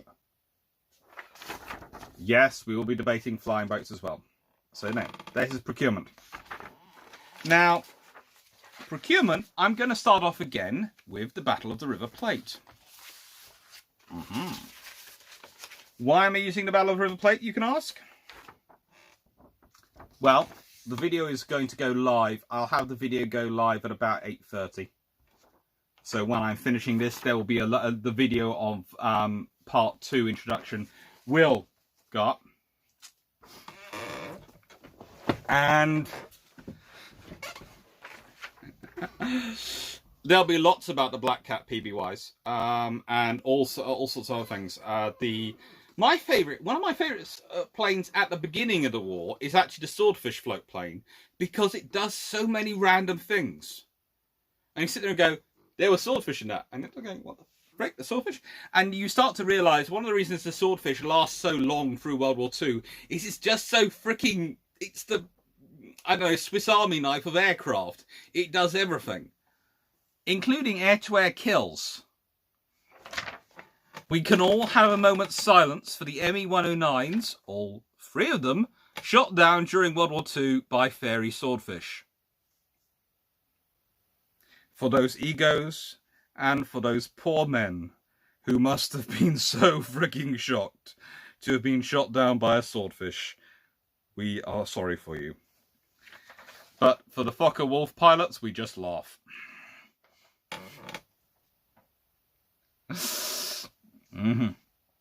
Yep.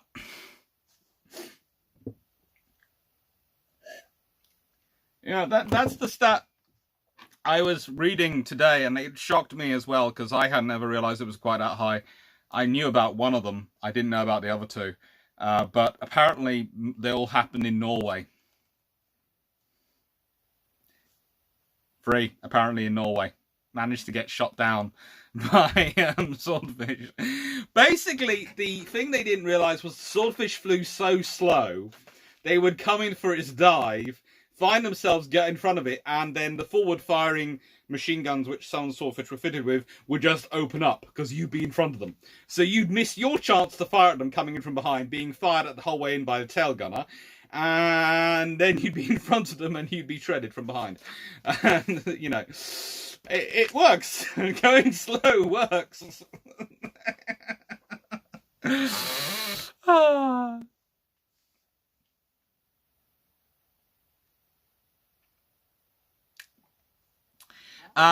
Sure, see my chat will handle multiple screens, but only when it's running on a computer, and I will have that running when I get the gaming machine down, once the book's all through the reference checked and everything.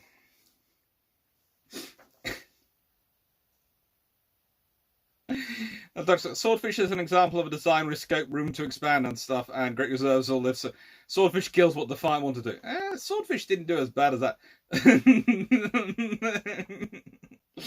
Okay, so here is the thing. We're going to start off with looking at procurement. We're going to look at the Battle of the River Plate, because one of the interesting questions I got when I started about procurement was, why wasn't the Royal Navy procuring more heavy cruisers? Why were they procuring light cruisers?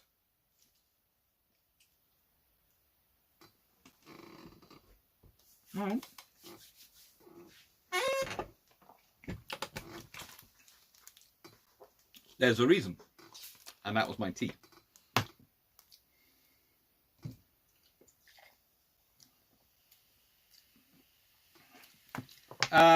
Donald Fritz, would it be possible for Harry to land on anything smaller than the carrier? I know they can take off a load without no, but yes, they landed on container ships, they landed on Fearless and Intrepid, they landed on all sorts of things during Falklands War.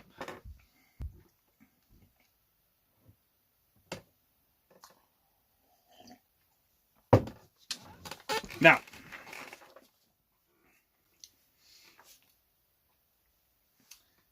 holes to the report from the Uruguayan Commission on Graf's Bay. 15 holes on the starboard side and 12 on the port, including large and small. Firefighting apparatus damaged, but not material to seaworthiness. Cracks claimed to be on the stern by the Germans were not observed. A shell burst had destroyed a lot of the galley and laundry. Repairs necessary for the drinking water boiler. When asked if there had been any damage to the engines, the commander apparently replied these were below the armoured deck and had suffered nothing, so were not inspected.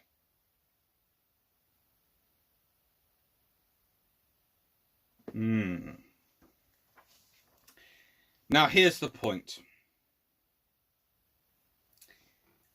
The traditional argument I get is that all the damage done to the Graf's Bay was by HMS Exeter. 15 holes on the starboard side and 12 on the port, including large and small. Nope, those weren't all done by Exeter. Well, anyway, she was in the wrong position to have got both sides like that. Okay, firefighting apparatus damaged. Okay, so this ship is not going to see for a fight because she's not going to be able to put out any fires. and they will be making fires now. Cracks claimed to be on the stern by the Germans were not observed. Well, if the Germans are actually claiming there are cracks, they're in trouble. And a shell burst had apparently destroyed the galley and the laundry, so the crew weren't going to get fed or clean clothes on any trip home. When asked if there was any repairs necessary for the drinking water boiler, not just the drinking water boiler was damaged, but the whole fresh water system was damaged. So, in other words, their engines weren't going to be working that well either, because they needed water. And when asked, now, they don't inspect the engines. They're not allowed to inspect the engines. This is the Uruguayan report on the Grass Bay. My thinking, the only reason you don't allow them to inspect the engines is those engines have been months at sea, and then they've had to do a high-speed run after battle.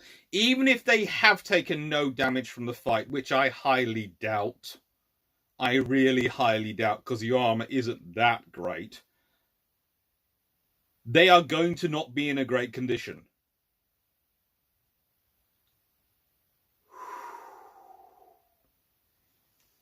It's really not a good idea. Now, the trouble is for Langsdorff is that whilst he is pleading for time to make these connections right, A, he's not showing what damage has been done to his full ship because he doesn't want to look bad. And he's dealing with the problems of the diplomatic conditions. But also, he has to deal with the trouble that the government, his own government, puts out this statement. In the course of this engagement, the German battleship gained a victory. Obviously talking about a different battle than the rest of us are considering. The British cruiser Exeter was seen to be shot to pieces. Well, she doesn't look exactly in a great condition, but she appears to still be afloat and quite well. So not shot to pieces. And the other British cruisers fled.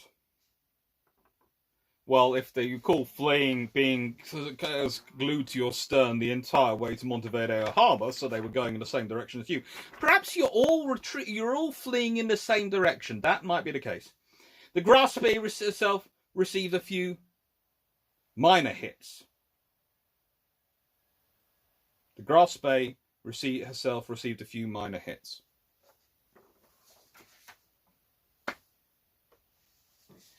That's what they claim. It doesn't really work well, does it? They weren't, in the nicest way, they are claiming all these things. Now, the thing is, on paper,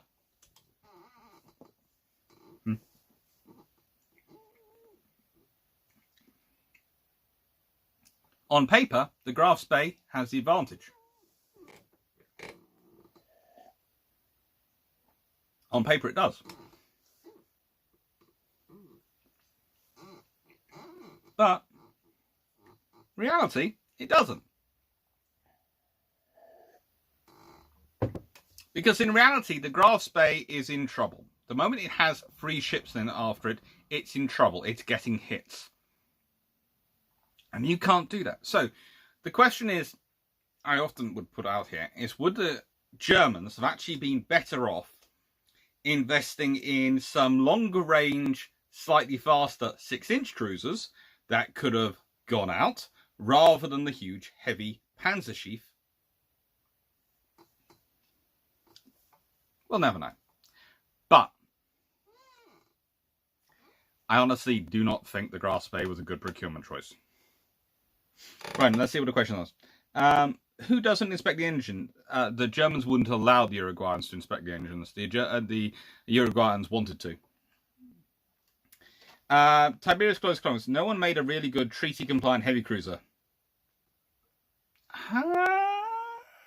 Counties were fairly good. If anyone makes a good treaty-compliant-ish, close to treaty-compliant heavy cruiser, it's the counties. Close to. But basically, the Royal Navy's counter to the Panzerschiff was to have cruiser squadrons. Have them there and have them go, hello, there are multiple of us. You're going to have to divide your fire. We're all going to be armed with torpedoes. And we're all going to come gunning for you. It works. Attack like with destroyers and go and kill. It's not nice, but it's efficient. Donna Fritz, what's it like when you're in a ship that's getting hit? I would imagine you could get concussion after concussion, and it's not good. The sources I have read over the years describing what it's like when a ship is getting hit is... you imagine you're in a big steel box and it's hit by a massive hammer. That's what it feels like. And if you're hit by enough force, the ship actually moves in the water relative to its size. So if you were a destroyer, let's say at the Battle of Lair to Gulf, and you were hit by an 18-inch shell from Yamato, you are probably going to move a lot. You're probably also going to be sunk, but you're going to move a lot.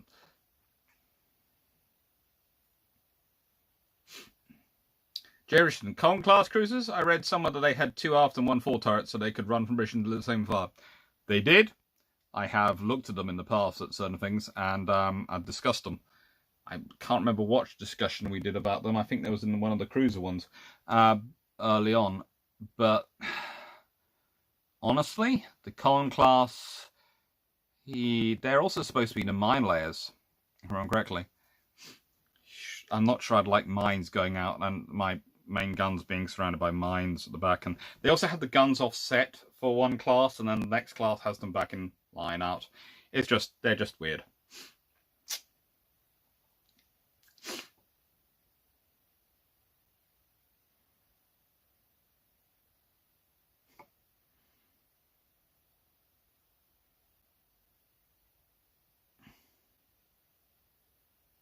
Sure, Mac, nobody makes a treaty compliant heavy cruiser, period. To be honest, we've been over this, and I've been over this a few times on treaties. Everyone's good at adapting treaties to an extent to their needs. The Americans are good at it. The British are good at it. The Japanese. It's just, the British are good at adapting the treaties by writing them to fit their needs, and then everyone else has to basically sort of adjust the treaty or find get-out clauses or just completely ignore it to get what they need. JMF, a few weeks later, the Exeter made Plymouth as ordered, to paraphrase the movie. Yes, she did. But she first went down to the Falkland Islands, where she self-refitted. Tony Penfold, when was prize money stopped? Let's put it this way. It sort of fizzled out more than anything. Right. Next one. Right, we have the Cold War. Now, I have this example because there are 2 big things which come in the Cold War. There's the end of the Cold War and there's the during the Cold War. So the Type 22s and the US Navy submarines. Now, the point I was making about procurement is during the Cold War, the big things that you were going to be facing were submarines and heavy bombers. Submarines and heavy bombers mounting massive missiles. Submarines and heavy bombers mounting heavy missiles. That was the combination you feared. That was what was going to be coming for you. So you design your ships entirely round that one threat. Introduce you to Batch 1 Type 22, as conceived prior to the Falklands War.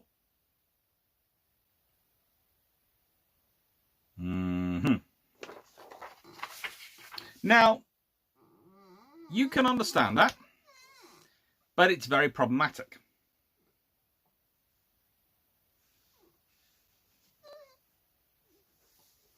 And it's going to cause issues. Ben Grogan, Dr. Clark, for AEW duties, why does no one seem to use biplanes? Surely there's no better way to increase lifting capacity and endurance.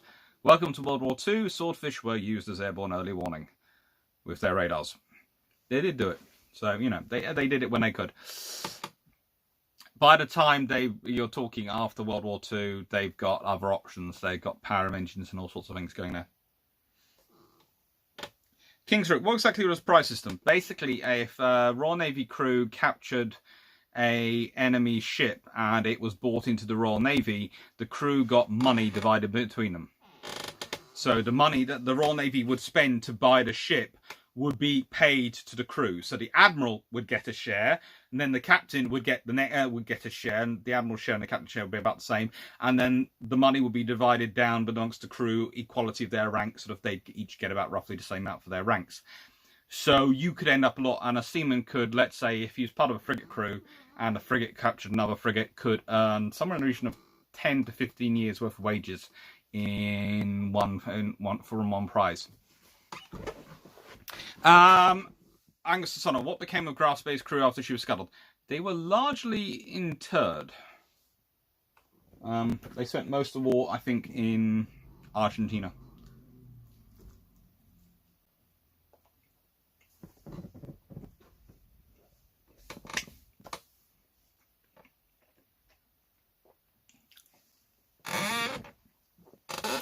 Some of them do try to make it back to Germany by going up to America, but they get caught up there.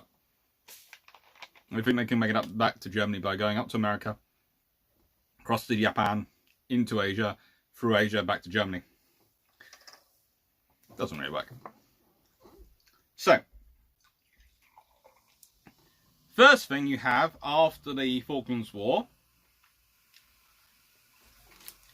is the Royal Navy works out, hang on, if you're going to be working in the South Atlantic or in open oceans down that far, you need a longer ship. So that's where the Batch 2 comes in, of the Type 22.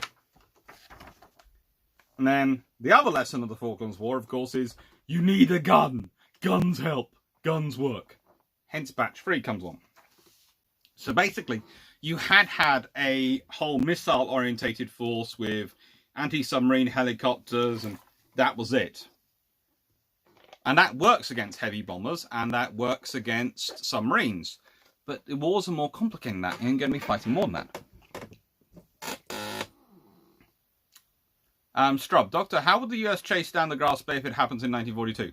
Probably the same as the British had done it. It would be surface action groups running around the oceans with close escorts on convoys. So if she ends up near a convoy, she finds the battleships in there going, hello. Hello, Mr. Graf Spey. Mr. Graf Spey, I am a battleship of the R class. And my job is, if you come close to my convoy, to introduce you to the joy of 15-inch gunfire.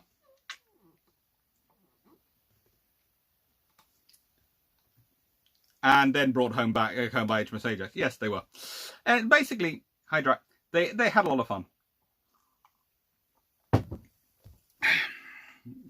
Right. So, you have to be careful when you're doing procurement, because if you start procuring purely for just one mission in terms of ships, you're going to buy a lot of very expensive ships which don't have the capabilities you need. And that's why also Type 23 gets worked back from being not just an incredibly capable anti-submarine ship. That's what she's designed, and that's what her base is, but into a general purpose ship. The addition of a deck gun, all these sort of things to try and make them more viable. Eric Acken, do you think the modern ships should have more guns? I.e., 1949 Daring class style DD guns viable today? I would point out that the new Type 31s, which are based on the Overhood class, are going to have a 57mm deck gun primary, then in B position a 40mm mount, and then in X position another 40mm mount. So they're going to be able to do a broadside. Yeah, in the nicest way, guns are coming back, and they're going to have to come back, because it's light guns, especially. The big lesson from the Falklands War was light guns. And that I get into far more into part 3, because light guns become really critical. The other procurement issue is when the Cold War ends, people suddenly think, okay, the threats have gone away. The big crisis for this was the US Navy submarine force, which is currently having all sorts of issues. Because mainly, they lost the Seawolves. The Seawolves were cut short to a class of 3, including one which is pretty much a sealed insertion vessel. And they eventually got round to building the Virginias.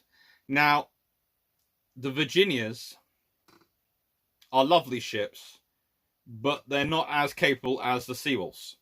And ideally, if you're dealing with Chinamen, what you should have kept going, was a low-rate production of Seawolves. So kept one of those coming into service every other year or every 3 years, and then got the Virginias building around them so that you had more of them. But no, they wouldn't do that. They've gone for Virginia. And the reason they did that was because they were no longer going to have a peer threat. And of course, now they do have a peer threat. Well, near peer threat. And that means you do need the Seawolves. And now those poor Seawolves are getting overly worked in the Pacific, something chronic. Right, I missed some questions, so I'm going to get back to them. Sure, Max, understandings could help with that. Yeah, exactly. That's what understands. That's what all battleships were for by this point. They were your heavy convoy escorts. So if a large surface raider appeared, well, they don't have to chase them down because the surface raider has to come to them to get to the convoy. And they can just sit there and go, hello, my pretty. I have a 15-inch gun. What do you have? We have 11-inch. Oh, that's so cute. That's so cute. Oh, isn't that nice? He has an 11-inch gun, Mr. Tribal Class Destroyer. Yes, Mr. 15-inch Mr. Battleship. What are you going to do now? Well, I'm going to introduce him to the 15-inch shells. That's so nice of you. While you're doing that, I'm going to introduce him to the 18-inch torpedoes. Very good, Mr. Tribal Destroyer. Go and do your duty, and I will introduce him to shells. That is the average convoy escort. That is the nightmare convoy escort for the Grass Bay at this point. Band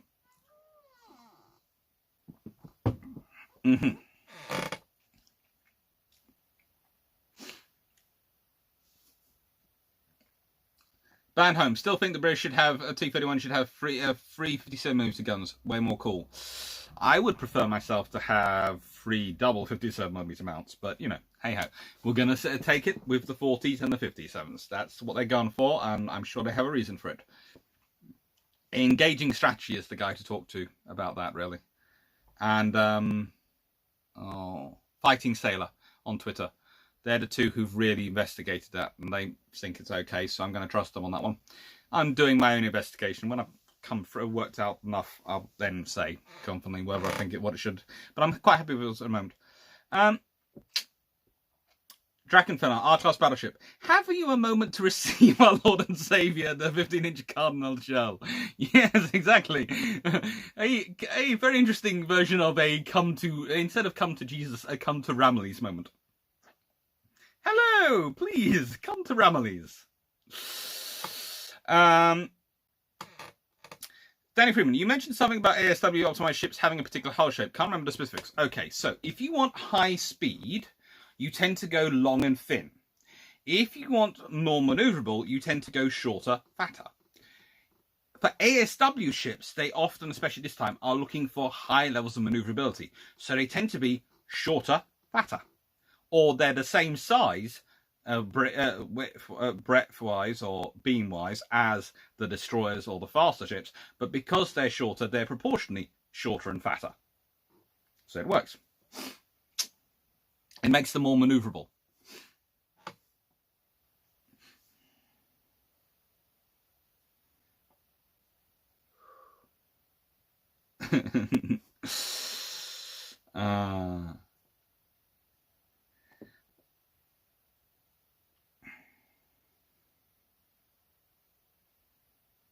Daniel Freeman, Astute class did away with the VLS tubes as it weakens the hull. Just launch via torpedo tubes. Okay, so here's the thing. Yes, I do understand why the Astutes have done this. The Royal Navy has always avoided having VLS tubes in its submarines, and has always done by the torpedoes. But I don't like it. And the reason I don't like it is this. Because if in doubt, this means what you're doing is you're replacing your ability to carry torpedoes with your ability to carry cruise missiles. You can either carry one or the other. You can't carry both, and in that same slot. So that means you either carry enough cruise missiles for a decent strike, or you don't carry enough torpedoes, or you carry enough torpedoes and don't carry enough cruise missiles for a decent strike. It's annoying.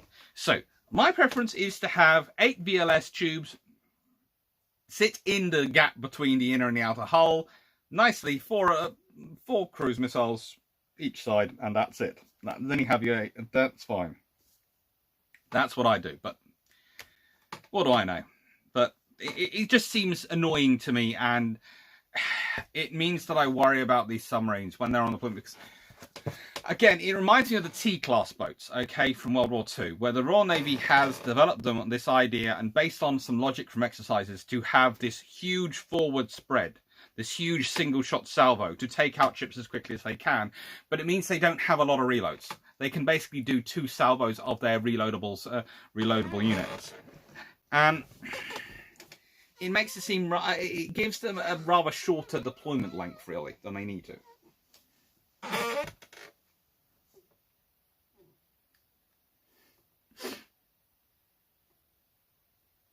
Danny Freeman, Paul Johnson, 5-inch gun is about as good as a 155mm as can be water-cooled X in terms of, they can all be sort of to an extent if you're prepared to design it in. Danny Freeman and Dr. Clark, and nowadays, isn't there a risk that an SSN would be faster than a frigate hunting it, albeit not faster than a helicopter? Yes, it might well be faster, but then it's going to be noisier. Remember, if you go at high speed through the water, you create a lot of cavitation noise. You have to. And this is one of the interesting things when I talk about supercavitating submarines and these sort of things. I can understand supercavitating torpedoes, especially because they're going to move faster. But if you're supercavitating submarine, even if you're below the thermal incline, you're going to be creating a lot of noise. And with the level of towed array sonars, etc., you're going to be hearing them from a long way away. That gives you a warning.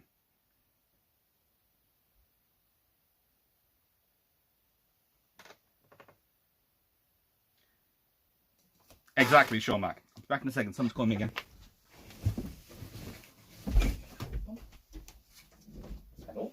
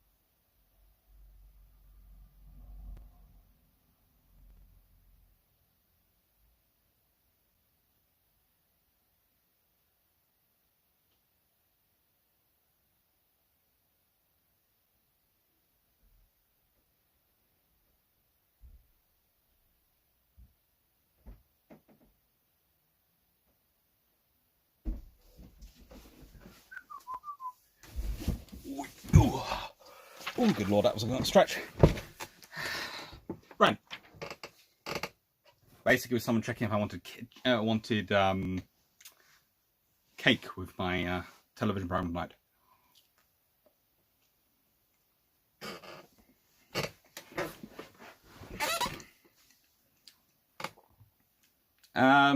Even an Alpha can't even outrun British torpedoes. And the Royal Navy's torpedoes are very, very crazy fast.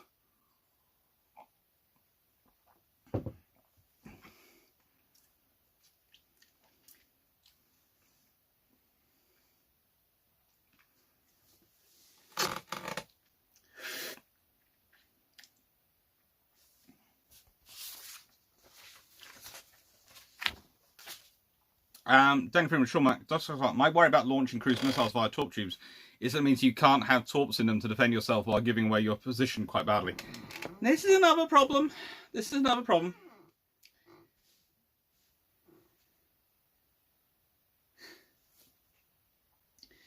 Strub, Doctor, in your opinion, what is the most underrated purchase made by the RNUSN in the Cold War?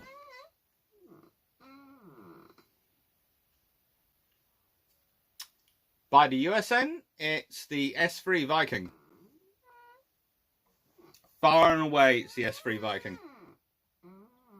Anti-submarine, fixed-wing anti-submarine from your aircraft carriers is an incredibly useful tool. That and the A6 Intruder are incredibly useful long range. And basically, the Intruder is the capability they're trying to rebuild.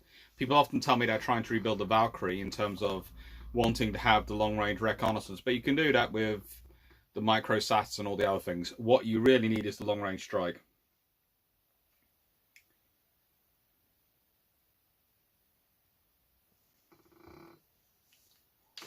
Now,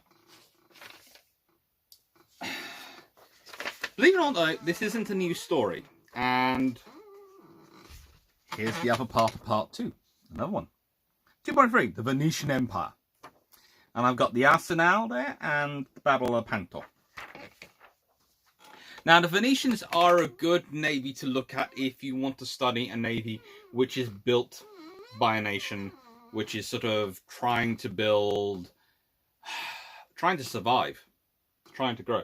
By the way, if anyone's interested in a good book about Venice and understanding the Venetian period from 1450 to 1630, this one is a very good book.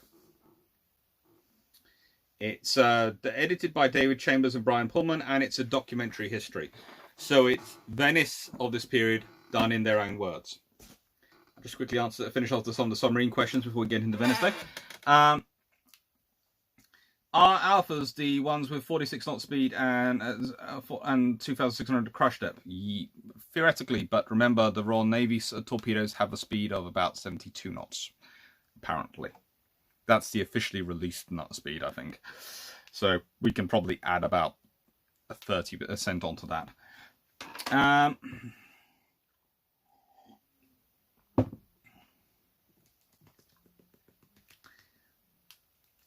Ben Gray, when Dr. Clark, doesn't adding VLS tubes between the hulls mean a severe risk of fatal detonation from what would be otherwise survivable damage levels? In the nicest way, considering the power of modern torpedoes, if you are hit by a modern torpedo anywhere in your hull, you've got trouble. Those missiles are also not designed to try and sort of not go off before, unless they reach the surface. So theoretically, yes, but honestly, it's not going to be anything worse than you'd actually get under any other circumstances.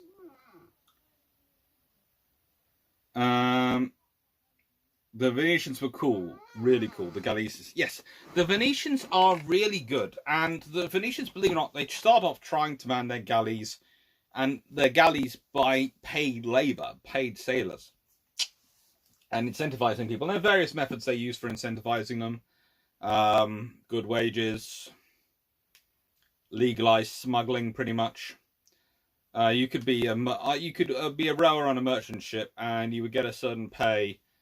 And you pretty much, let's put it this way, you could take items with you, especially you get a certain amount of space which you could fit something in, and if you could fit it and take it with you, whatever you could sell that for, you didn't get taxed on. So that meant that a lot of rowers, as well as rowers, were traders in small high value items. It works well. Shomack, it adds some, but it's like the turbine on the M1. It gives a lot of advantage for it. Yeah, it does. Yeah. Right, so galleys are critical. Galleys are critical. What the Venetians managed to do is they managed to become, even though they're a city-state, one of the most powerful, if not the most powerful navy in the Mediterranean. And they do manage to keep this up for, well, over a century and a half, nearly 2 centuries in many ways. And they keep it up right into the sort of Napoleonic era almost. But the trouble is for them is their problems are that they cannot adapt to change as well. The reason they can't adapt to change as well as others is because they have to keep the galleys going. Because the galleys are very good, and the galleys are very good for, and their version of galleons, which are sailing ships, but they also have banks of rowers, are very good for, how do I put this, for fighting in the Mediterranean, where sometimes you are completely becalmed, where there's no wind, where there's nothing. You can still move in a galley. You can still move around, you can still fight, and that's what they were going for. To answer quickly the submarine questions, Ben Grogan, I wasn't meaning a case direct torpedoes, it more survive near misses. If it's a near miss, it's not going to get through the outer hull. If it's a near miss going off, it's not going to bother them, so you don't have to worry about that. They're designed to survive that. You have them on ships for this reason. Strub, Doctor, Why didn't we reuse hull designs? I use black swain hull for modern OPCs.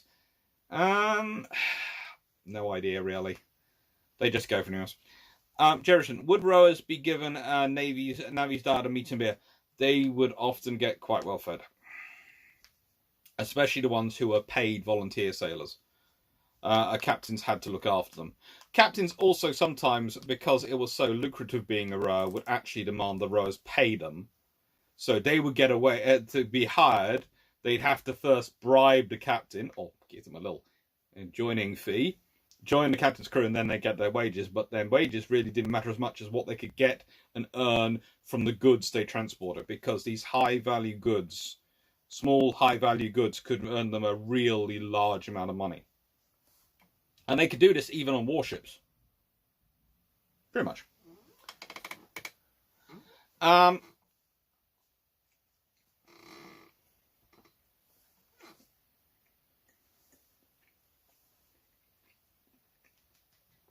Bisharan, what is the Venice of today or the future? Singapore? To an extent. But let's get into the story. So, Venice builds up this navy of galleys, and they really do matter in terms of how they're going to operate and how they're operating in the Mediterranean. They really are very critical for it. But that means that when time starts to change, and when you start getting the sailing ships coming in, and these sailing ships are huge, basically banks of artillery, banks of cannon, it's a transition, because Venice has to maintain both fleets for a long time. They've got both a sailing fleet developed, which keeps evolving, keep developing. Ships keep getting bigger and bigger and needing more and more stuff. And you still have to maintain these galleys. Carl von Gasberg, example of the Venetian small expensive stuff: spices, sugar, salt, gold, precious stones, as Daniel Freeman's pointed out. Sometimes some clockwork items and mechanical goods, believe it or not, chronometers and things like that, later on as clocks became more important, would start to being goods, and they were really quite keen on them.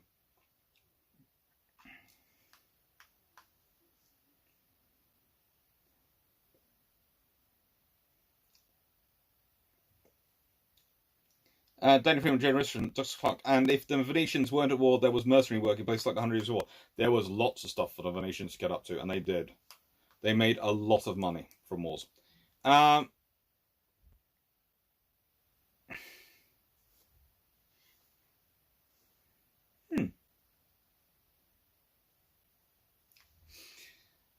They ended up with quite a few fights in the Ottomans, and that was eventually what drained the Venetians of it, because the Ottomans had more money, more stuff behind them to adapt.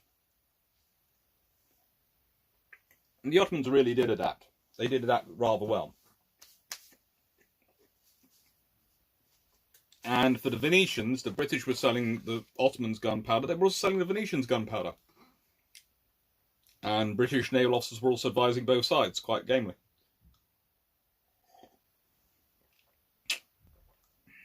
It makes money. Well, yes, Pisha has been my... well, because I'm living in a house which, as I've said before, is the other two people are shielding. Mum's had a letter from the government, and Sis had a conversation with a doctor.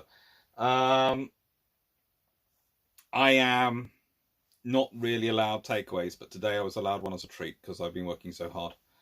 And so, as long as I kept the boxes to myself up in my room, far away from them. Jeff Beeler, didn't the Venetian hire the Fourth Crusade to conquer the Byzantine Empire, their trade variables? They did, pretty much, and they were part of the conquering of Constantinople. And their weakening of the Byzantine Empire is what then allowed the Ottomans to rise, which is the people which then drained the Venetians of all their funds, keep fighting them, because it was control the spice trade and the various goods, which was what gave the Venetians their wealth. And once you lose control of the trade, that's when you have the problems. Right then, it is now 8:15, and as we all know, I have said at 8:30 I have to go, so because I want to be downstairs to watch my television program this evening. So, here you go. 2.4. The next one we're talking about, the USN's Great White Fleet of 1907 and HMS Dreadnought of 1906. Now, why is this coming to procurement? Because the Americans had spent so much money building this fleet up. This has been critical. This was America announcing itself to the world. In 1907, they were doing this voyage around the world. And Drac did a great video about the Great White Fleet. I highly recommend people watching it.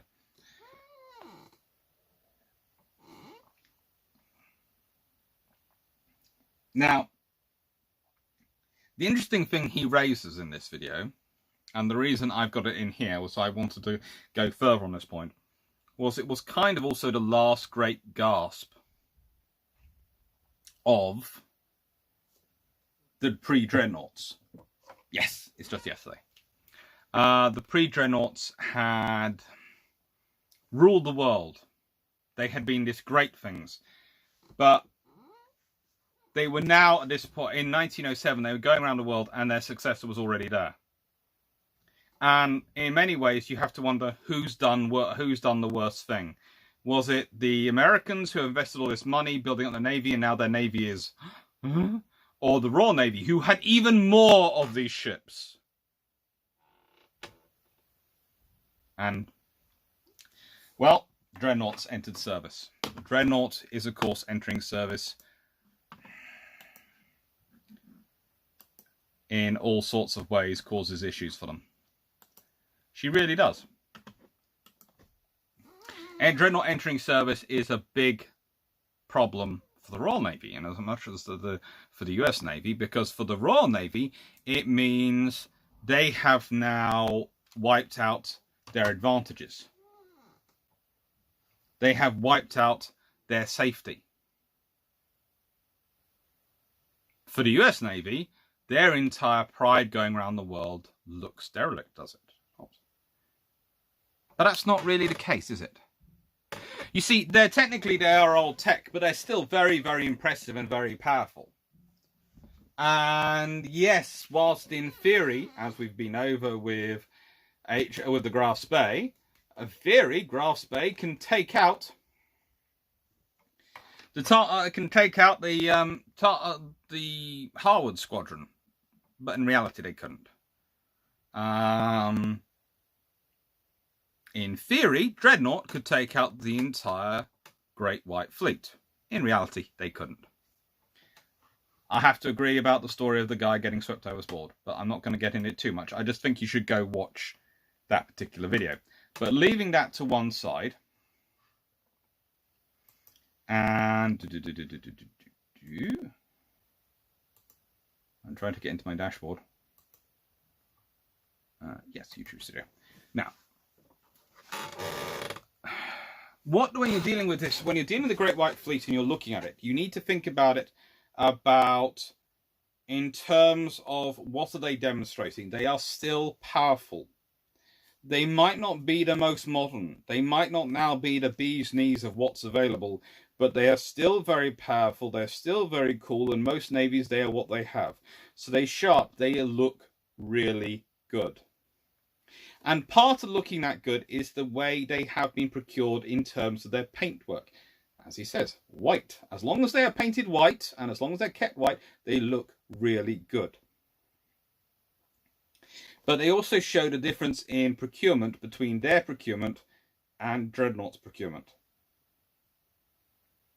They are being procured by a power emerging on the world stage, which is saying, we are here. You now need to listen to us. So they are copying what the Royal Navy does with their Imperial and policing ships of painting them white. Because white is a great way of stretching your presence, of showing yourself, of highlighting your presence and your viability, and basically bravado, going, we're here, we're big, listen to us.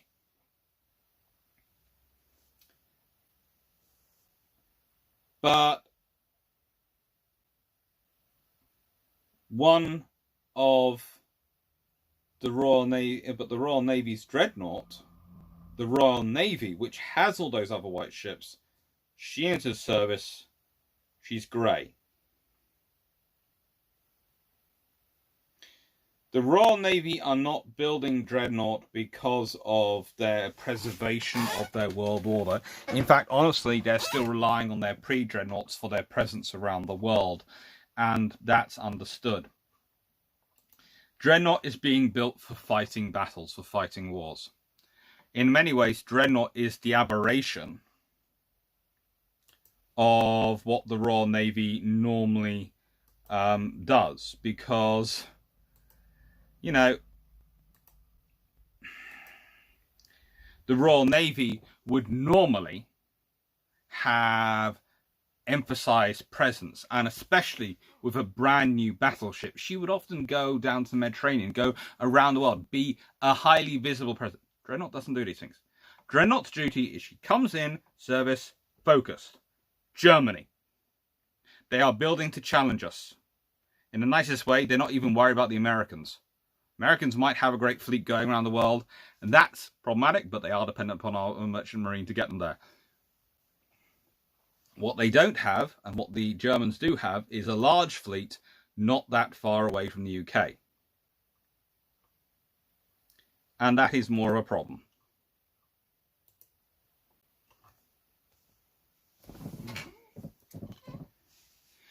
So, this is the difference you have with things. Yes, the Great White Fleet, in many ways, is actually more impressive going around in 1907. But Dreadnought, as Samuel Freeman has just preempted me, is rather like Warrior in 1860. She's built as a warship. She's built as a thing. In many ways, the USN's Great White Fleet are the Galaxy class of the Federation in Star Trek. Dreadnought, HMS Warrior, they're defiant. They are pure warships. Yes, they have status. Yes, because of their size, they do have some space and all these things. And they do look very cool. But they are unadulterated warships. That's why they're painted grey. That's why they turn up like that. And it's the difference in procurement you have to do. And so, Bergeron, pre-dreadnoughts saw a lot of use in World War I outside North Sea. Outdated, but not yet obsolete. Bingo. And they do get used a lot. You know, you must remember, it's mostly pre-dreadnoughts that the Royal Navy sends to deal with the Turks in support of the, in support of the Dardanelles campaign. And it's pre-dreadnoughts which the Royal Navy has mostly hunting down various stations to protect against Graf Space Squadron, because he might have some armoured cruisers, but let's be honest, as good as these armoured cruisers are, if they ran across a pre-dreadnought battleship, they would be in a lot of trouble. They would be. It'd be a case of, let's make it rain, baby. Heavy shells coming in. They, might match in, but, it's going to be a problem. Bad home. Just imagine the Great White Fleet beating a squadron of pissed off tribals. If we're talking about tribals in the post-HMS Hood era or the Battle of Narvik era, as much as I have great respect for the Great White Fleet, I have a feeling if there are sufficient tribals there, I'm talking about both flotillas here, there might not be much of a Great White Fleet after they've finished. Might not be. They might do it, but they might not.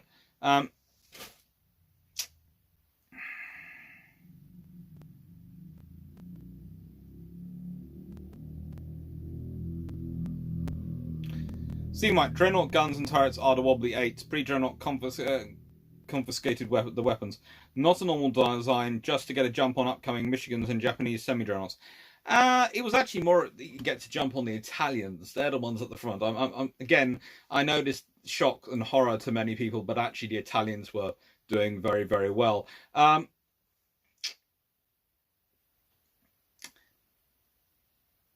But, It's the no. It's the sort of the thing they're viewing. They are useful ships, but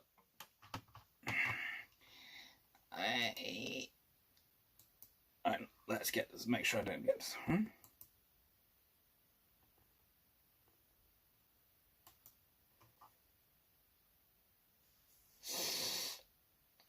But, you know, as I said, she's built as a warship. So they accept those things because she's going to be operating close to home as a warship. They can maintain her. So that's the answer to Steve. Ben Grogan, using the track analogy, and I'm not going to complete all that, what was the Federation Sovereign class? The Sovereign class are the Queen Elizabeth class battleships. Dr. Lawyer, Lord Nelson and Agamemnon were fine-looking ships from an aesthetic point of view, though. They are, and the Royal Navy does build several fine-looking ships from an aesthetic point of view.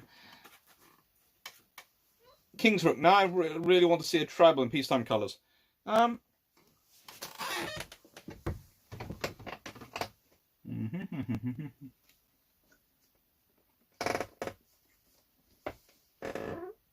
That's cruisers.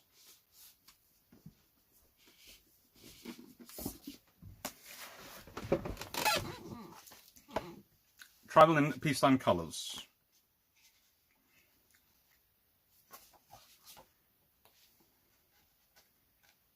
There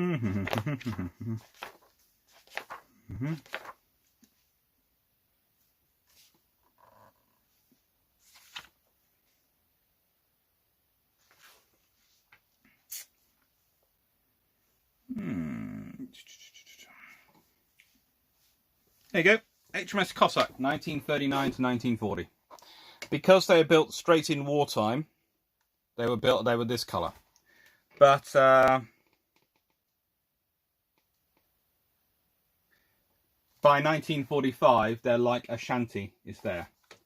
So, 1939, 1940, when they've got World War II coming, they're built like this. They're in straight into grey. But by the end of World War II, they're in this sort of colour, which looks rather stately and quite scary.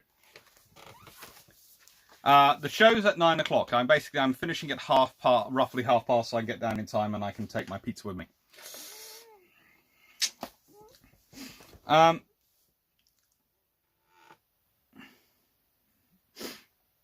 Vision. For the USN in World War I, the Virginia and Connecticut class squadrons backed up the battle fleet of newer dreadnoughts. They did. They were still useful. You know, these ships are still quite capable.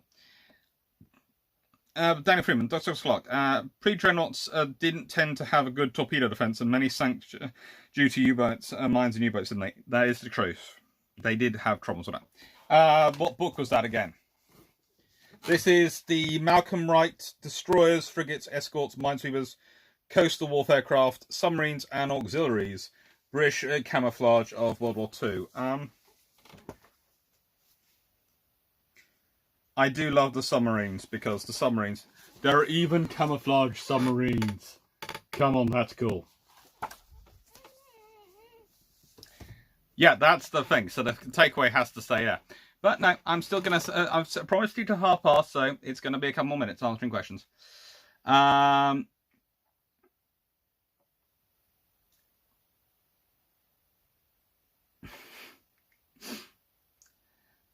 Jane with Steve White. The Dreadnought's turrets were taken from the Lord Nelson class, not the Wobbly 8. Yes, they were taken from Lord Nelson's. But they're taken from what's available. And they are good. Right then. So, what you will notice, and I'll tell you this now, is that theoretically, if I've got it right,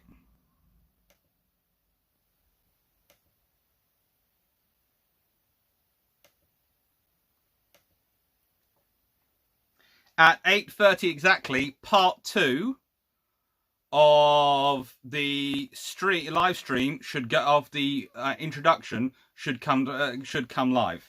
Posting link to Discord. Usually, I have a very good friend called Sean Mack who does this. So I'm going to hope Sean's still on and still listening to this. So I'll give him a couple seconds to get in. Sean Mack usually does the Discord links, because he's very good and quick at that. Bichon, in Tribal Captain for a while, situation of Iroquois was like the novel's Kane Mining in Mr. Roberts. Yes, it is. It's very good. It's a very interesting read, that book.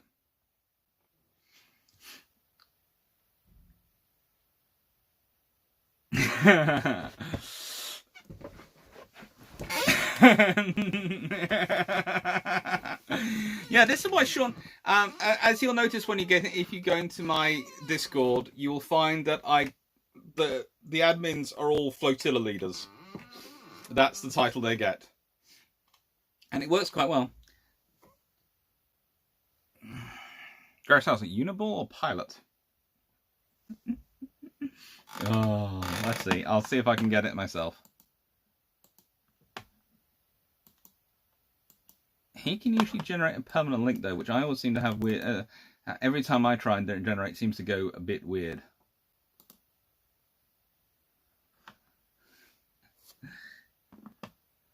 Oh, cool.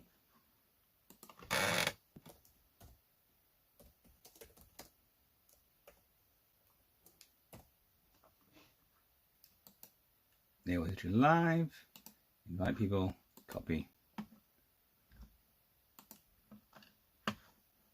And boom. There you go. That should work.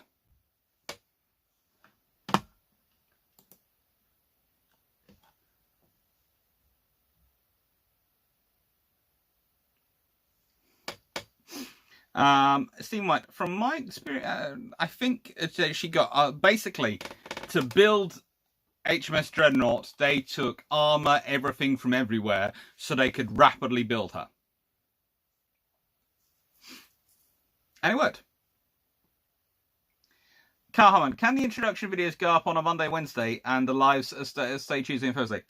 Broadly speaking, I would like to aim for that, but it's going to have to require a little bit more. Basically, once I've got the book all in and book all happy, then I can sort of start organising. I've had marking and I've had books, so that's sort of delayed some of the things being organised. Some of the lives are going to go to a couple of Mondays in July, literally because I have a job, a sort of work commitment on 2 Tuesdays in July, and rather than cut them short, I thought I'd just move them to the Mondays. So they're going to be there.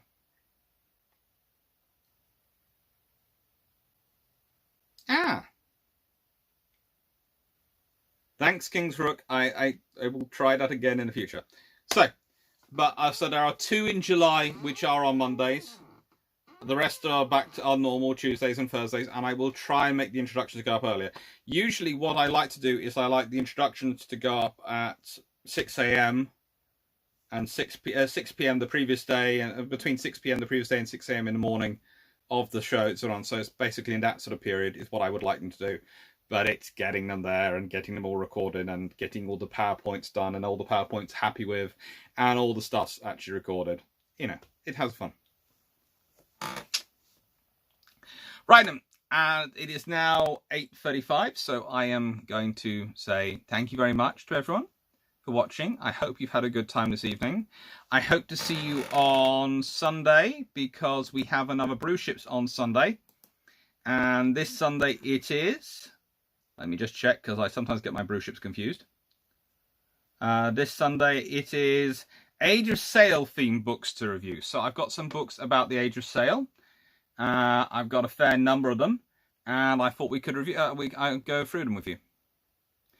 Bilge Pumps due out 17th. Bilge Pumps is the podcast with me, Drac, and Jamie from Armoured Carriers having a nice chat. We've now got Bilge Pumps 1, 2, 3, and we've got 3 and 4 both recorded. So they'll be coming out.